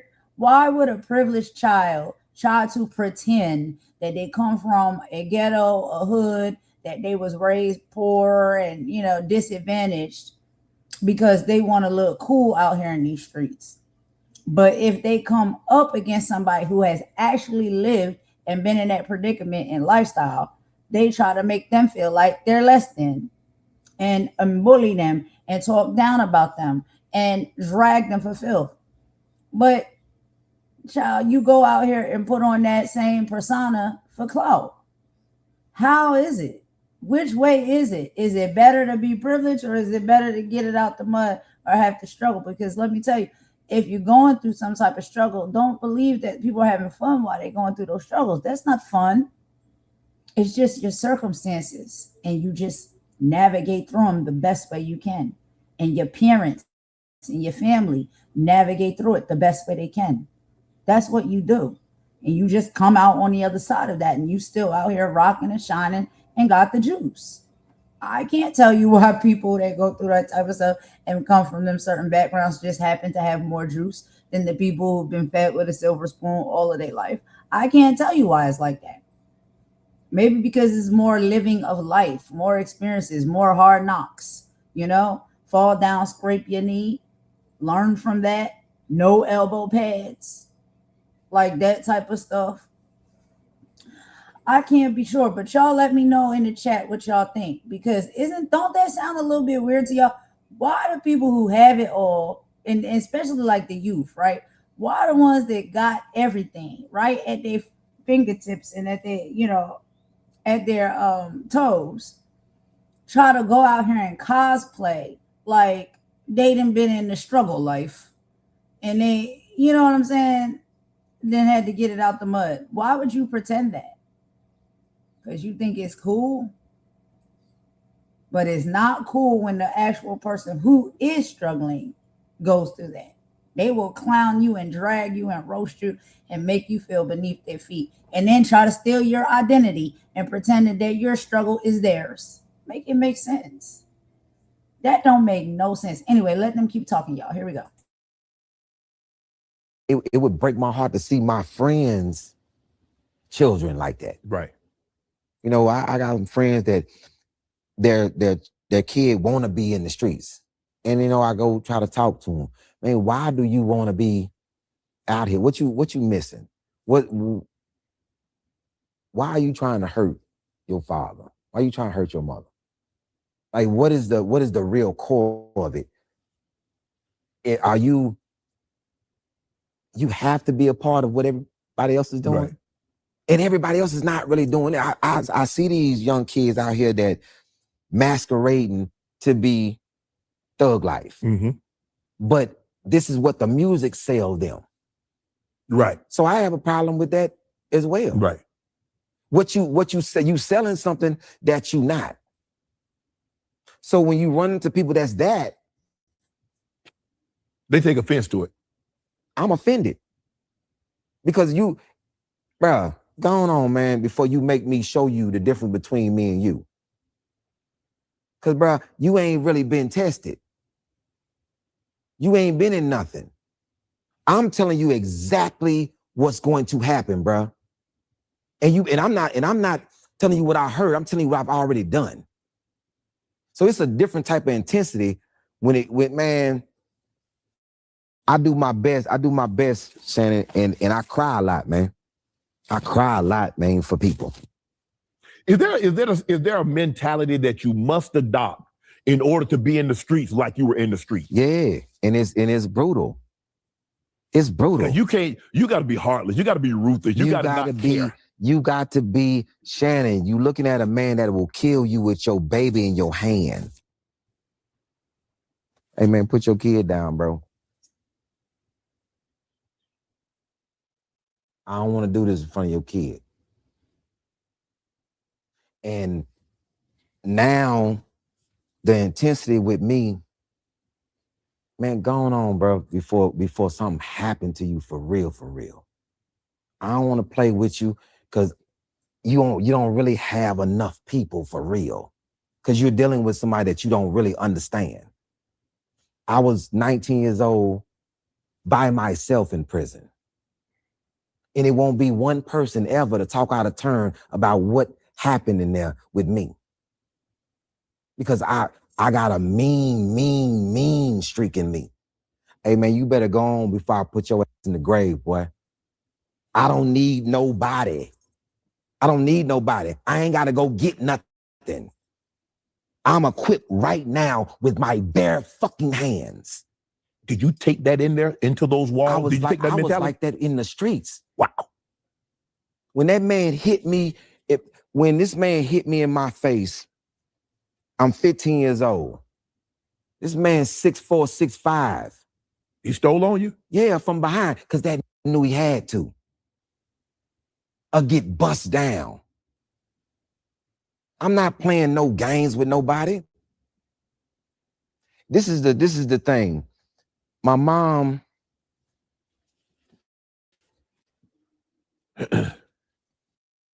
You don't know what an AI work management platform is? Yikes. Here's the. She dated a man that was brutal to me. You know what I'm saying? Mm-hmm. He was brutal. And I said in my life, I will never in life let somebody beat on me again. I'm 7. Man, the type of violence that he inflicted on you. I will inflict on a person trying to do that shit that he did to me when I was 7. Did you tell your father? Yeah. My daddy came over, got into it with him. Mm-hmm. They pushed my daddy out the house, right? And my daddy is in the window. He said, "Oh, unlock the door." I unlocked the door, let him back in. You been on that for a minute, Ali. I unlocked that door, let that man back in. My daddy right back on his ass. But that only made it worse for me. Right. Because he gonna leave and you still gotta be there. Yep. So how old were you when you decided to say, you know what? You ain't gonna put your hands on me no more. You're not gonna talk out of place. Did he leave or did you leave? My mom left him. Okay. But it was a thing. By the time I was 9, mm-hmm. Man, you're not doing nothing to my mama. You're not doing nothing to me. You're not doing nothing to my sister. I remember this man living in these apartments, and my mom getting clothes out the dryer, mm-hmm. the bottom dryer. And this man left the top dryer open. Mm-hmm. And my mom came up, and my mom only 4'11". Right. Came up and hit her head. Mm.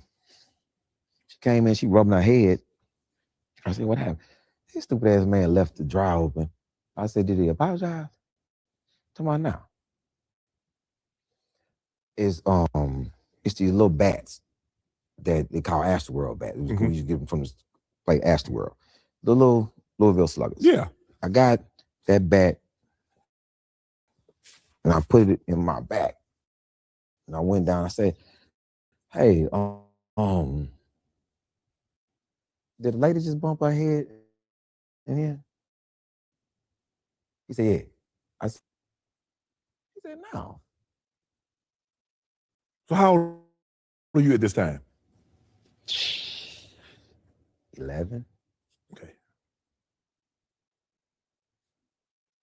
Man, it was a bad scene in that laundry. Bad scene. A grown man. Didn't matter. Wore him out. If my mother wouldn't have came down there, I would have killed him. My mom won't tell anybody. If you get into it with him, you better hope that he's talking. Because if he's not talking, he's thinking of a way to hurt you. Bad. And I'm not a person, I'm not trying to get away with nothing. I'm gonna do what I'm going to do. Officer Mitchell. Bro, you stripping me down in the vestibule area, you tripping, bro. You tripping. So when you say stripping you down? Yeah, making me get naked in the vestibule area just because he felt like he had the power to do it. Mm-hmm. And I told him, I said, "Mitchell, man, this ain't gonna be good for you, bro. Now I'm telling you." And it happened, and I changed. Like, I used to be very jovial, and everybody know I was like this every day. For like 4 months, I was like, it's gonna come up. I'm gonna get an opportunity to show this man why he shouldn't have did that. And when I did, I was gonna kill that man. And I was gonna go back to my cell. I'm in prison, why I'm gonna go? I'm not gonna escape. Right. I'm gonna kill that man. I'm gonna go back to my cell. They gonna come get me. I'm gonna pack my stuff up. They gonna come get me, and I'm gonna be here. For disrespect, come on, bro. If it wasn't for Alameen and Mustafa, I'd have killed that man. Name was Mitchell. Not playing at all. And I know people like, oh, he act like he tough. No, I don't. No, I don't. I'm very jovial. I'm very peaceful. You got to push me to something. Mm-hmm. And I'm gonna say, I'm pause up most of the time. Hey, bro. But if you keep going, you trying to take it there. You trying to take it there, and I'm probably gonna take it there. I want to see you there, and I'm gonna cry for you, and wish the best for your family, and all the rest of that. Oh, but man, it's bad. It's bad. It's bad because I've never started a fight in my whole life. I finished a lot of them. I've never started one. I'm more offended that you bothering me than anything, because this is what people do. They not coming to pick on you. Why not? Because of my size. But they look at you, they think you an easy victory. That's why basically they underestimate you because they look at it. Why even bother me?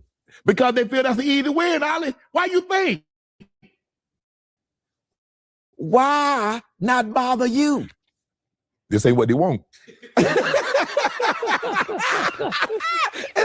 So how is it you ain't what they want, but I'm what they want? Is that?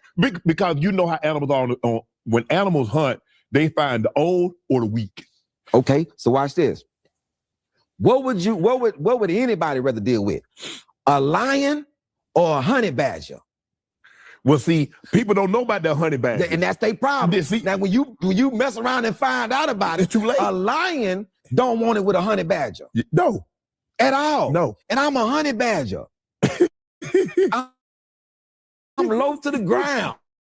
You know what I'm saying? I can fight backwards. I'm saying my teeth is razor sharp. You know what I'm saying? Like, why are you playing with me? They don't know. They need to find out about a honey badger. Let me ask you this. Your parents got divorced when you were very young. Yeah. Did that impact you and make you or because what you became? Because you say you were in the street and you didn't have to be. You chose to be in the streets. And you've told me right here that, look, my dad had a job, my mom had a job. I didn't have to do anything that I did. But their divorce, did that play a role? Did that father drive you in the street? Major. Man, when you are a father, it's very important that you stick close. Even if you detach, you still gotta be in the kid's life. You gotta be there because it's a certain amount of protection comes with that.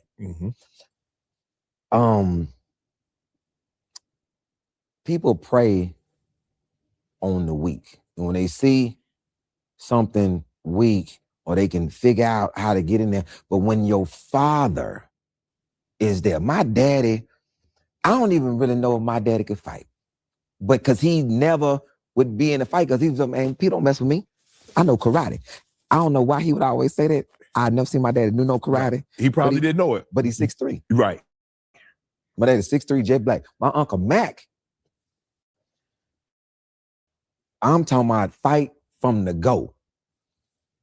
My dad, if he would have stuck closer to us, then the abuse would have never happened. Right, okay. You know what I'm saying? If you make sure that you taking care of things, then my mom don't have to sacrifice like she did to try to take care of us. Now we being left at home by ourselves. Right. You know, it's all these things. If you facilitate certain things, then you cut out a certain amount of nonsense. Correct. Predators know when no father's around. Man, you can't really come to my kids because they like, hey, man, it is a father very close. And I'm gonna be a problem. Like I question everything. You know, like, yo, man, what's going on with you? I pop up everywhere. I'm always showing up. So if you that type of father, then predators stay away. Like this man was talking about, he said how he chose his victims. I saw that. He said he didn't choose the black, white, Latino, it didn't matter. He said he looked at the father. If the father wasn't a threat, but I knew that from being inside. Mm-hmm. Hey, bro, can you make me something that sounds like I just died, went to heaven in Japan, and some angels started singing to me? Yeah, I got you, bro. Yeah, that's exactly what I was talking about, bro. For the lead, I want like a glitch. Talking to these type of predators makes me very skeptical in the world. I don't want you to do certain things. I don't want you to be certain places. I'm always on guard because I know the actual predators. I know how they think. I know how they move. And what's crazy, do you know those type of predators get protected inside because of real? Oh, they stand no chance. Because we're gonna kill them. Mm-hmm. Absolutely. And I'm not talking about what I heard. Yeah. They keep them away from us. And it used to burn me up though. How y'all know them people come in? Because I've always wondered, how y'all know this guy he killed an old person, he killed an elderly, or he molested a child, or he killed. How y'all know about that? Y'all get new. Who tipped y'all off about that, Ali?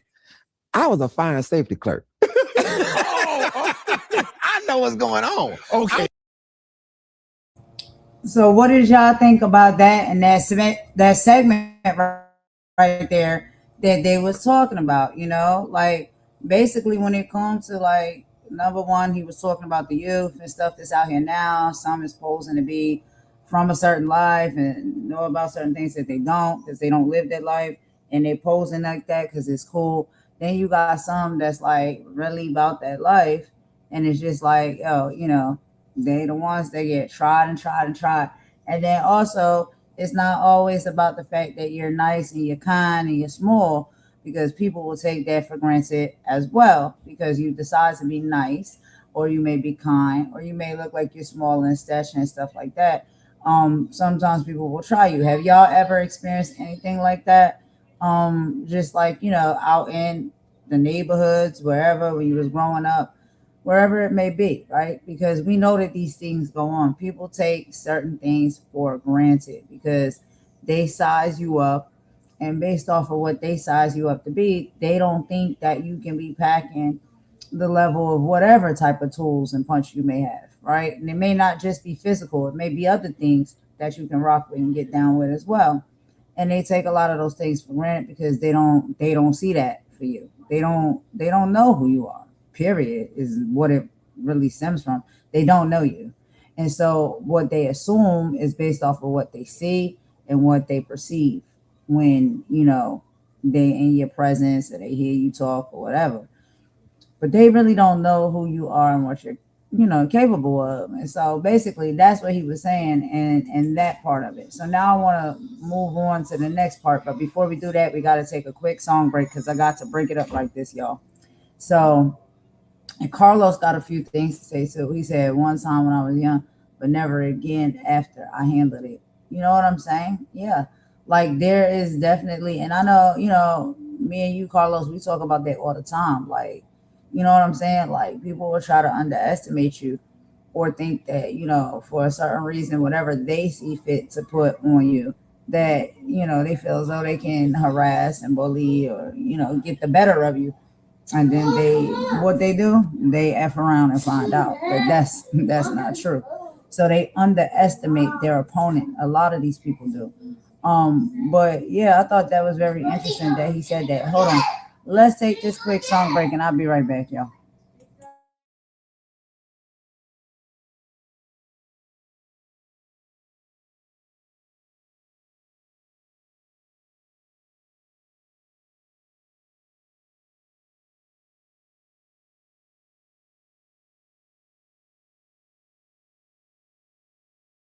System failure.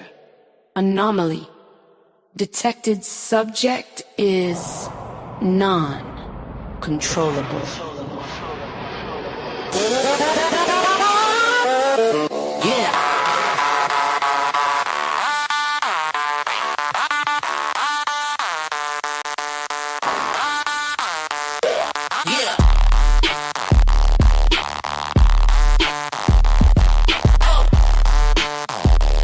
They try to program me, put me in a box. Funny. Red cup, dark liquor, watch the plot get thicker. Heard you dropped a little track, cute a little flicker. I'm the full-blown wildfire, watch the concrete glitter. From the glass to the towers, I'm about to shatter, splitter. You a copy-paste, you a default setting. I'm the root command, the pass where you ain't getting. While you betting on the likes, I'm collecting on my dead-ends. I move through the mainframe, your whole system I'm upsetting. You talk loud, but your signal's weak, it's just a dial tone. I got the city wide, every circuit is my own. Built this from the ground up, flesh and chrome. Now I'm sitting on a data throne. Leave me the hell alone. Your whole style is downloadable, a free trial that expired. My flow is custom hardware, permanently hardwired. You're predictable, manufactured, easily acquired. I'm the rogue AI, they warned you about rogue and inspired.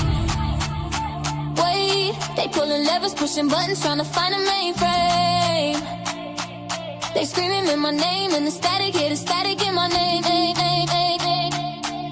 You can't contain the uncontainable, it's just a losing game. Feel the voltage in my veins. Woo! Call me non-controllable. My price is unquotable. Your movement ain't notable. I'm digit glitch in the matrix, breaking the basics. Yeah, not controllable. My frequency's unsolvable. This power ain't holdable. I'm the ghost in the code. Watch the whole world overload. Watch the whole world overload. Watch the whole world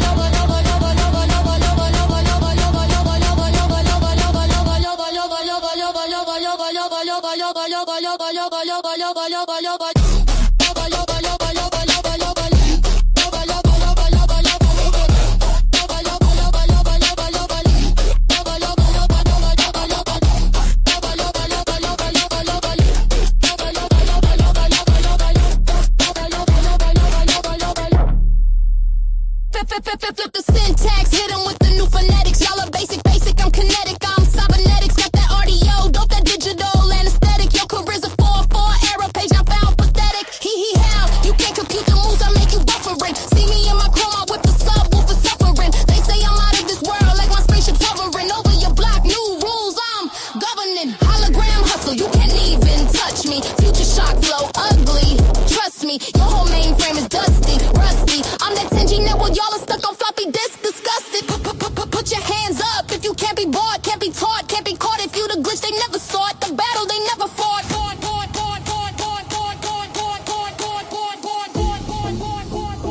Wait, they pulling levers, pushing buttons, trying to find a mainframe. They screaming my name in the static, hear the static in my name. You can't contain the uncontainable, it's just a losing game. Feel the voltage in my veins. Woo! Call me non-controllable. My price is unquotable. Your movement ain't notable. I'm digit glitch in the matrix, breaking the basics. Yeah, non-controllable. My frequency's unsolvable. This power ain't holdable. I'm the ghost in the cold. Watch the whole world overload. Watch the whole world overload. Watch the whole world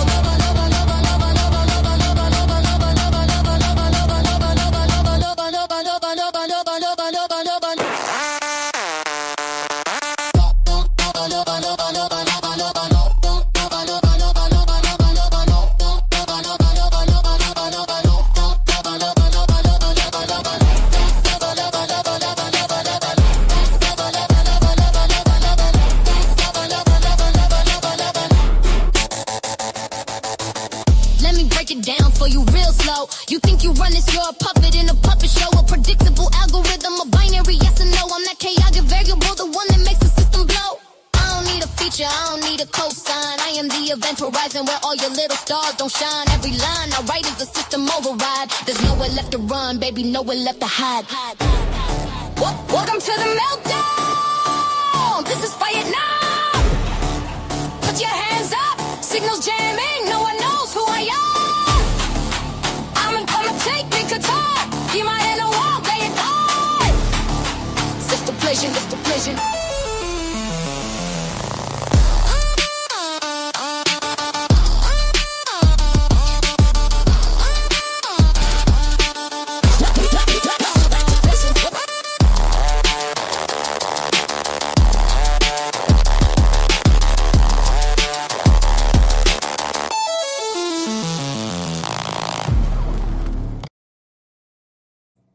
All right, y'all. So thanks for rocking with me with that quick song break. So let's get into this next little section right here. Hold on, let me move it forward a little bit because there's another good conversation. They have a lot of good conversations, but it's just few that I'm playing here. I can't play the whole thing. This ain't for you out here. We're not. Well, we had a lot of honor about ourselves then. What happened? These same people wanted to be in the streets. They wanted to be in the streets. See, everybody, it's like my friends now. I don't have no thug friends. All these boys is fathers. They're not in the streets. I don't hang with no thugs. Right. Like for what? It's not even cool.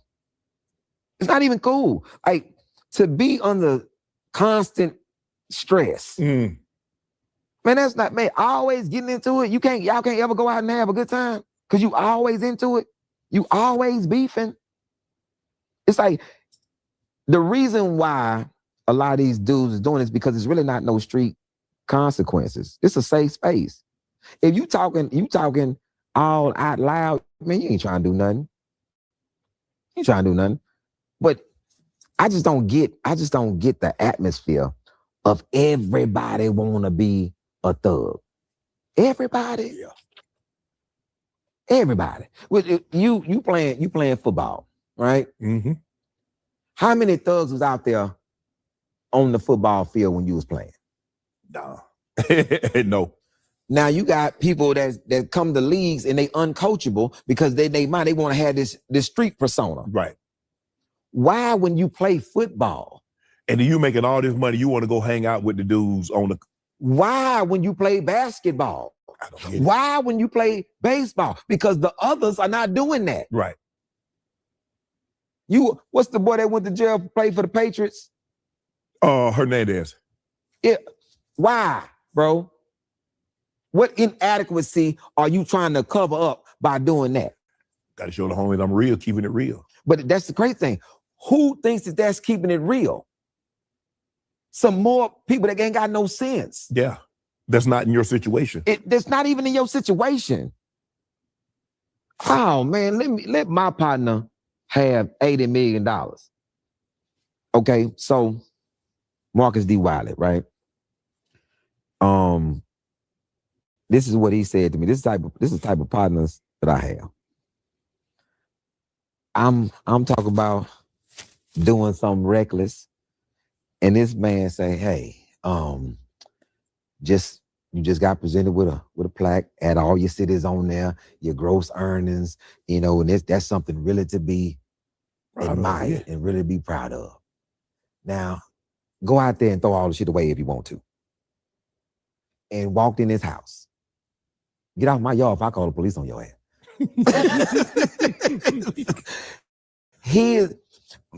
My friends are not letting me throw my career away for nothing.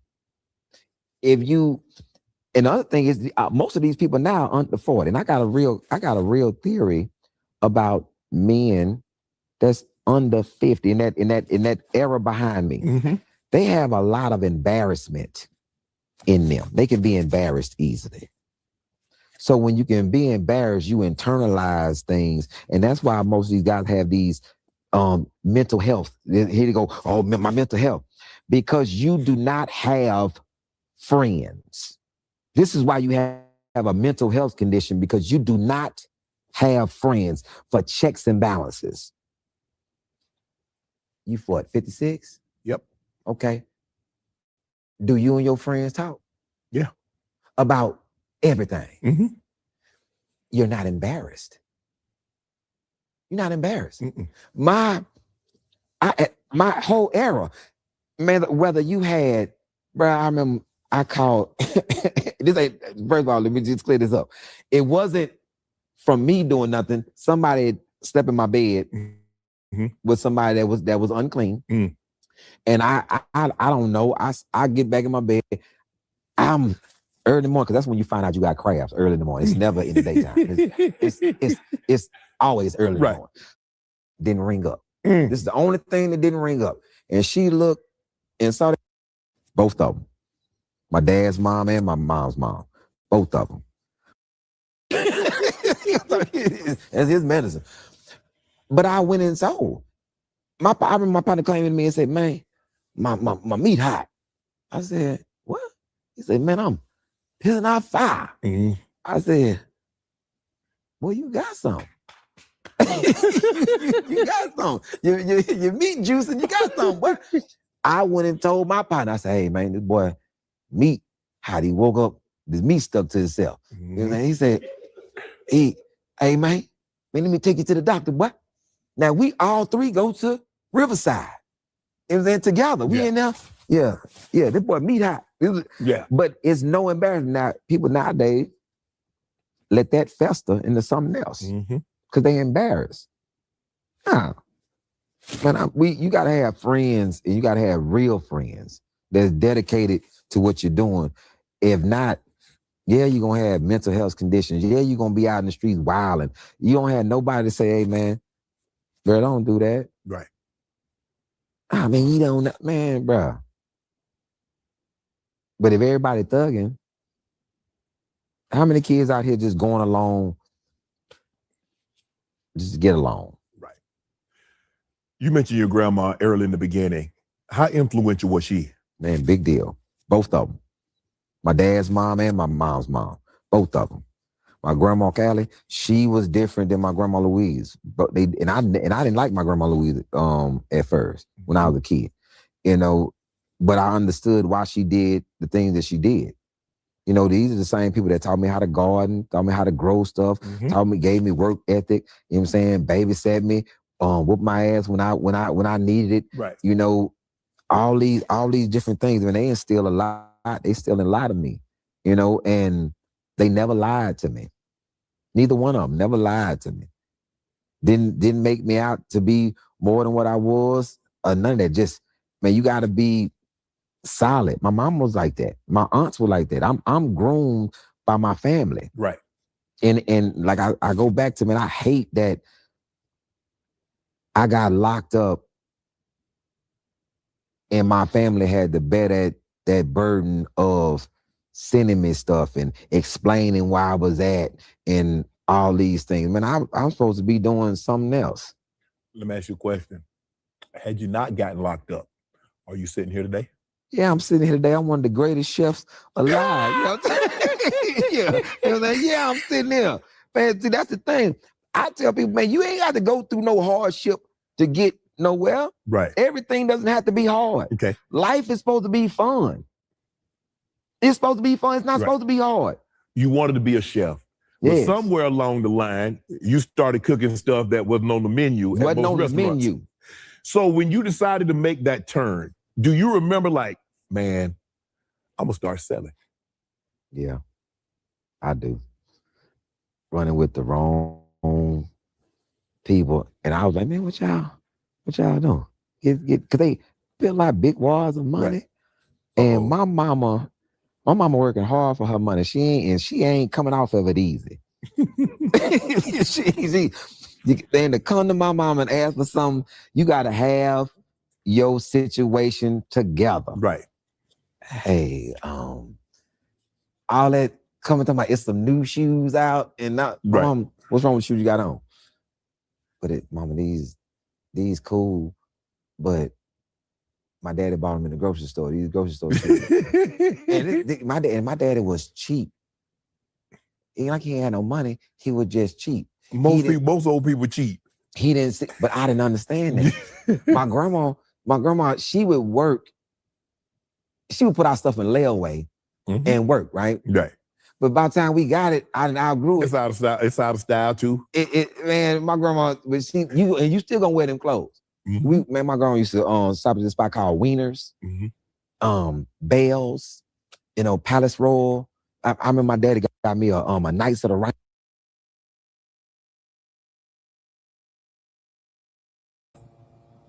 So what did y'all think about that conversation and that portion of what he was talking about? I think that like, he's hitting the nail on the head with a lot of things that they're talking about, right? And one of the biggest things that I took from what he said is, and I don't think it has to even be gender specific, it can be males or females. If you don't really have real friends or real people in your life, like, you can make a lot of bad decisions because there's no checks and balances. When you have real friends and people that care about you, they care about your well-being, they care about your stability, they're going to not try and see you lose that or do something yourself to affect that, right? So that's the checks and balances. Your friends will check you, like they really will. And they tap you on the shoulder like, yo, that wasn't it. You don't need to be doing that. You don't need to be doing this. If someone genuinely cares about you, they're going to help keep your best interests in mind, not try to get you to do things that's going to make you look bad, tear you down, destroy you, right? And so a lot of people, I don't know, and I think the pandemic had a lot to do with that too. Like, people just don't make the same connections that they used to anymore. A lot of the stuff is digital now. People are digitally dating to find love. People are on these digital platforms trying to find friends and stuff. And there's nothing wrong with that because I think we all can connect in those ways digitally. But is it someone genuine that you're connecting with? Because if it is, they're not going to sit there and be like, yeah, that's okay. That behavior is okay. Or watch you crashing out and be like, yeah, continue to crash out. Yeah. And people, yes, exactly, Carlos, like you said, nobody goes outside anymore. There's that as well, right?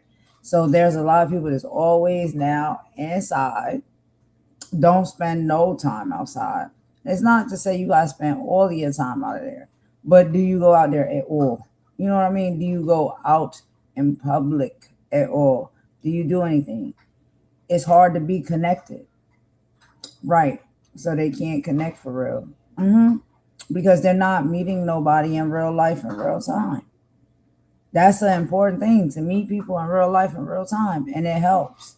And that way you can pick up, like energy and stuff like that, or for individuals, when it's somebody solid that you with, because you know what that feels like. You've been around a solid person.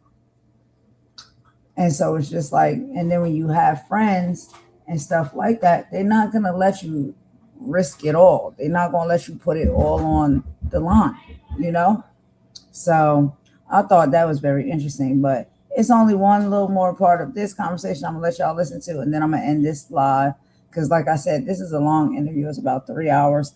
I'm not playing the whole thing for y'all, but just some of these parts that I heard that I thought was like really, really, good, because it really has a lot to do.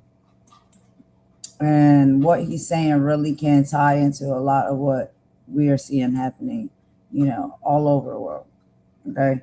Not even just on this platform, but all over the world. So I thought he had some really good points. And this was a really good conversation between two men. I like to see that. And it seems very healthy. It seems very honest and open. You see that they're laughing, they're having fun. Like, this is a great conversation. So if y'all want to watch this whole interview for yourselves, it's over on Club Shay Shay. But yeah, I thought this was a good conversation they had. But let's keep going, and we're going to be ending shortly after this. Round table. It was supposed to be a polo. Don't do that, Shannon. I get that. It's a polo. It looked like a polo. But he had an axe. He didn't have a polo stick. He had an axe. That man had a flag, man. I'm like, hey, and I'm rocking it like it's a polo, and then man, and it's being embarrassed at school. Oh, you know to go join you. This boy act like he got on a polo. Man, that's a Saint Bernard on your shirt. you probably y'all arguing with each other, but you ain't no beef. Cause the beef, man, is bad. Yeah. Man, people kill your brother. kill your mama, kill your cousins, just to flush you out, just to get you to come out. That's a beef. Ain't no rules to it besides to kill or be killed. But you don't want to do none of that.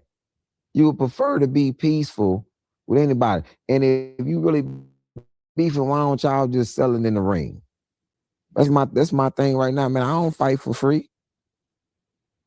Put your bag up, get in that ring, put that bag up, and whoever get the bag. But we both can go home. Right. You may be a little light on some bread, but you can go home. Right. And I ain't gonna talk about it. I ain't finna embarrass you. I already did that when I took your bread. In the ring. Right. Like with these young boys. Hey man, get in that ring. Put some bread up, get in that ring. Fighting for free is crazy. You had some loss early on. Yes. You lost a sister. Yes. What did that do to you mentally? Yeah, I wasn't ready. And I wasn't prepared. Was she older or younger than you? Younger. Younger than you. Yeah, my baby sister. Yeah, I wasn't prepared. At all. Have you been able to make peace with it? Mm-mm. I understand it. But damn, the pain of it. How did she pass? And she had meningococcus is what they called it. The pain of it, bruh, was very difficult. Mm-hmm. Like it's still. Jordan, can we get some tissue? No, we good. We good. My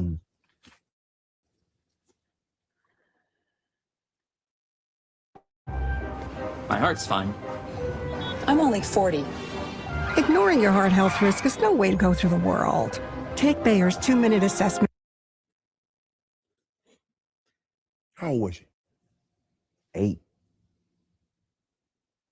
How much older than you than she is? 10 years. Okay. Love of my life. Love of my life. Like I have a tattoo on my body twice. I'm talking about, I don't think I loved anybody like that until my children. Okay. This is the love. I'm talking about them. At 10, she's 8. Lee, you really can't process death. No, I'm 10 years older than her. Oh, you're 10 years old, so you're fully aware of what's going on. Yes. 18. 18, okay. And you talking about,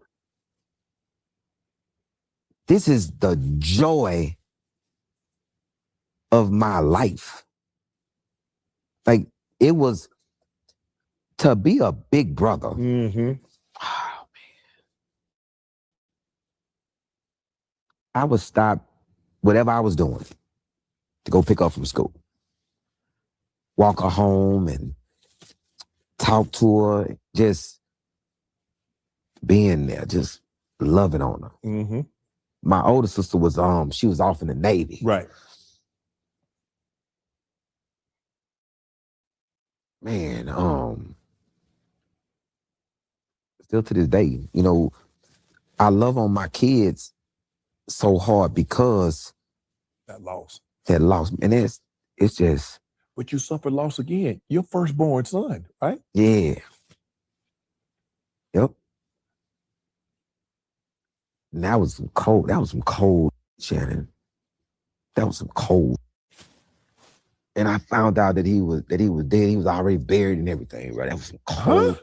That was some cold-hearted shit, man. Hold on, time out, Lee. Your firstborn. Yeah, man. He passes. You don't find out that he's passed until he's already buried. Do you want me to tell you how I found out? Yes, please. All right, y'all. So to me, that interview is excellent. I already watched it all the way from beginning to end, and I'll listen to it all the way over again. But we hitting it over the 2 hour mark, so it's about been 2 hours and 15 minutes, y'all. So I'm gonna go ahead and wrap up this live. I'm gonna play us a bop on the way out, and I will be back tomorrow, y'all, with another live. We're gonna get right back on the horse as far as these politics, because it's a lot of updates with politics as well that's going on. But I just want to do a little bit of celebrity stuff today. A lot of this stuff came across my feed, so I wanted to pull some of it out, play some of it.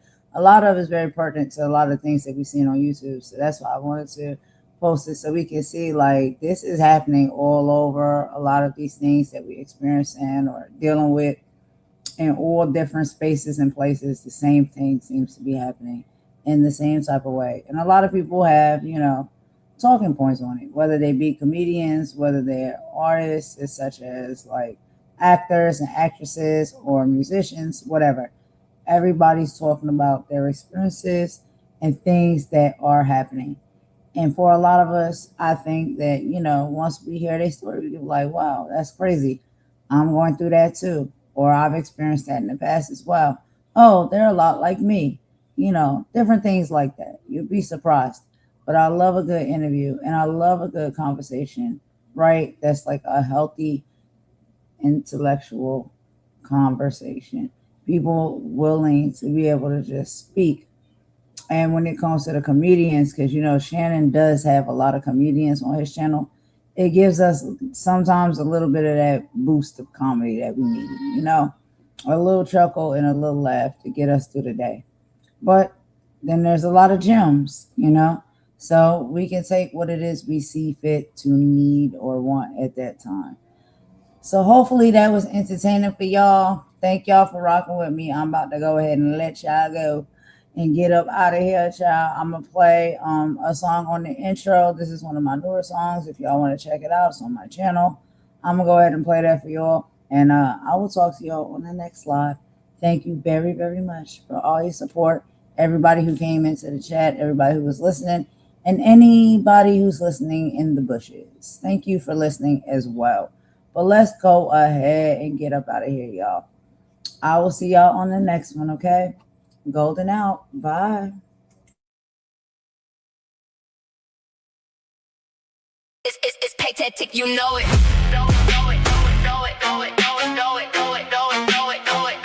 It's pathetic, you know it. Golden queen, no, but let's get one thing straight. Yeah, I see the snipers, I see the fakes. I see you, ain't no blind spots over here. Everything exposed when I step in place. Y'all want me in the trenches when the heat gets high, but when I'm in the fire, y'all just wave goodbye. Where you at? Nothing but excuses. Nobody tells the truth. Just liars and suppliers with the snipers on the roof. Got men claiming women, weaponizing what they born is. You the road to YouTube, y'all really trying to scorn us. No disrespect, but if you want the title, stop the playing. I love everybody, but I mean just what I'm saying. Period. I don't fold under pressure. I was built in the flame. Every time they switch sides, I just level the game. You perform for attention, I perform for the truth. Big difference when you solid versus chasing the proof. Fraud, yeah, I clocked it. You moving funny, I don't rock it. Truth loud, I don't gotta mock it. When the light hit, ain't nobody block it. Come for me, there's fun for me. It's never done for me, the golden queen. Yeah, that's the only way it's gonna be. Y'all fighting your battles on your own tonight. This YouTube drama got me mad, it's moving left to right. Mad to my bones, you a fraud, you need the law. There ain't shit that I can do. I'm done saving people who can't even tell the truth. I'm done. Loaded. Yeah, I said it clear. No confusion when I step in here. Big pressure, no fear, no disguise. I see straight through all the alibis. Hospitality, you use it as your ammo. Dirty, that's the foulest trick, hiding in that camo. But we pray for the broken, yeah, it's clear to see. Don't worry about a drag, you won't get that from me. Won't have it. Just a prayer for your sanity, you're looking quite afflicted. Your spirit's off the tracks and your energy is restricted. These women using women just to get close to a man. I remember those 20s, I lived them, I understand. I know the game, bro, hit different when you walk in your truth, not performing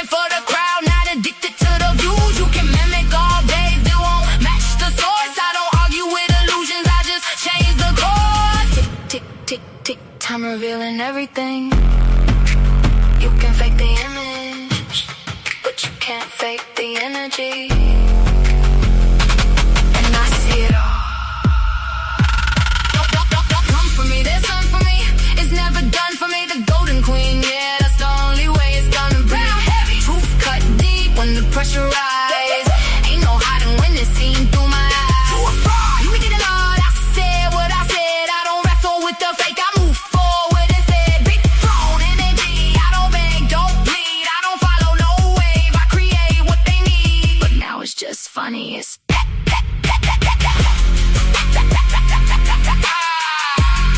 yeah, stay mad while I stay golden, golden, golden, golden, golden, golden, golden, golden, golden, golden, golden, golden, golden, golden, golden, golden, golden,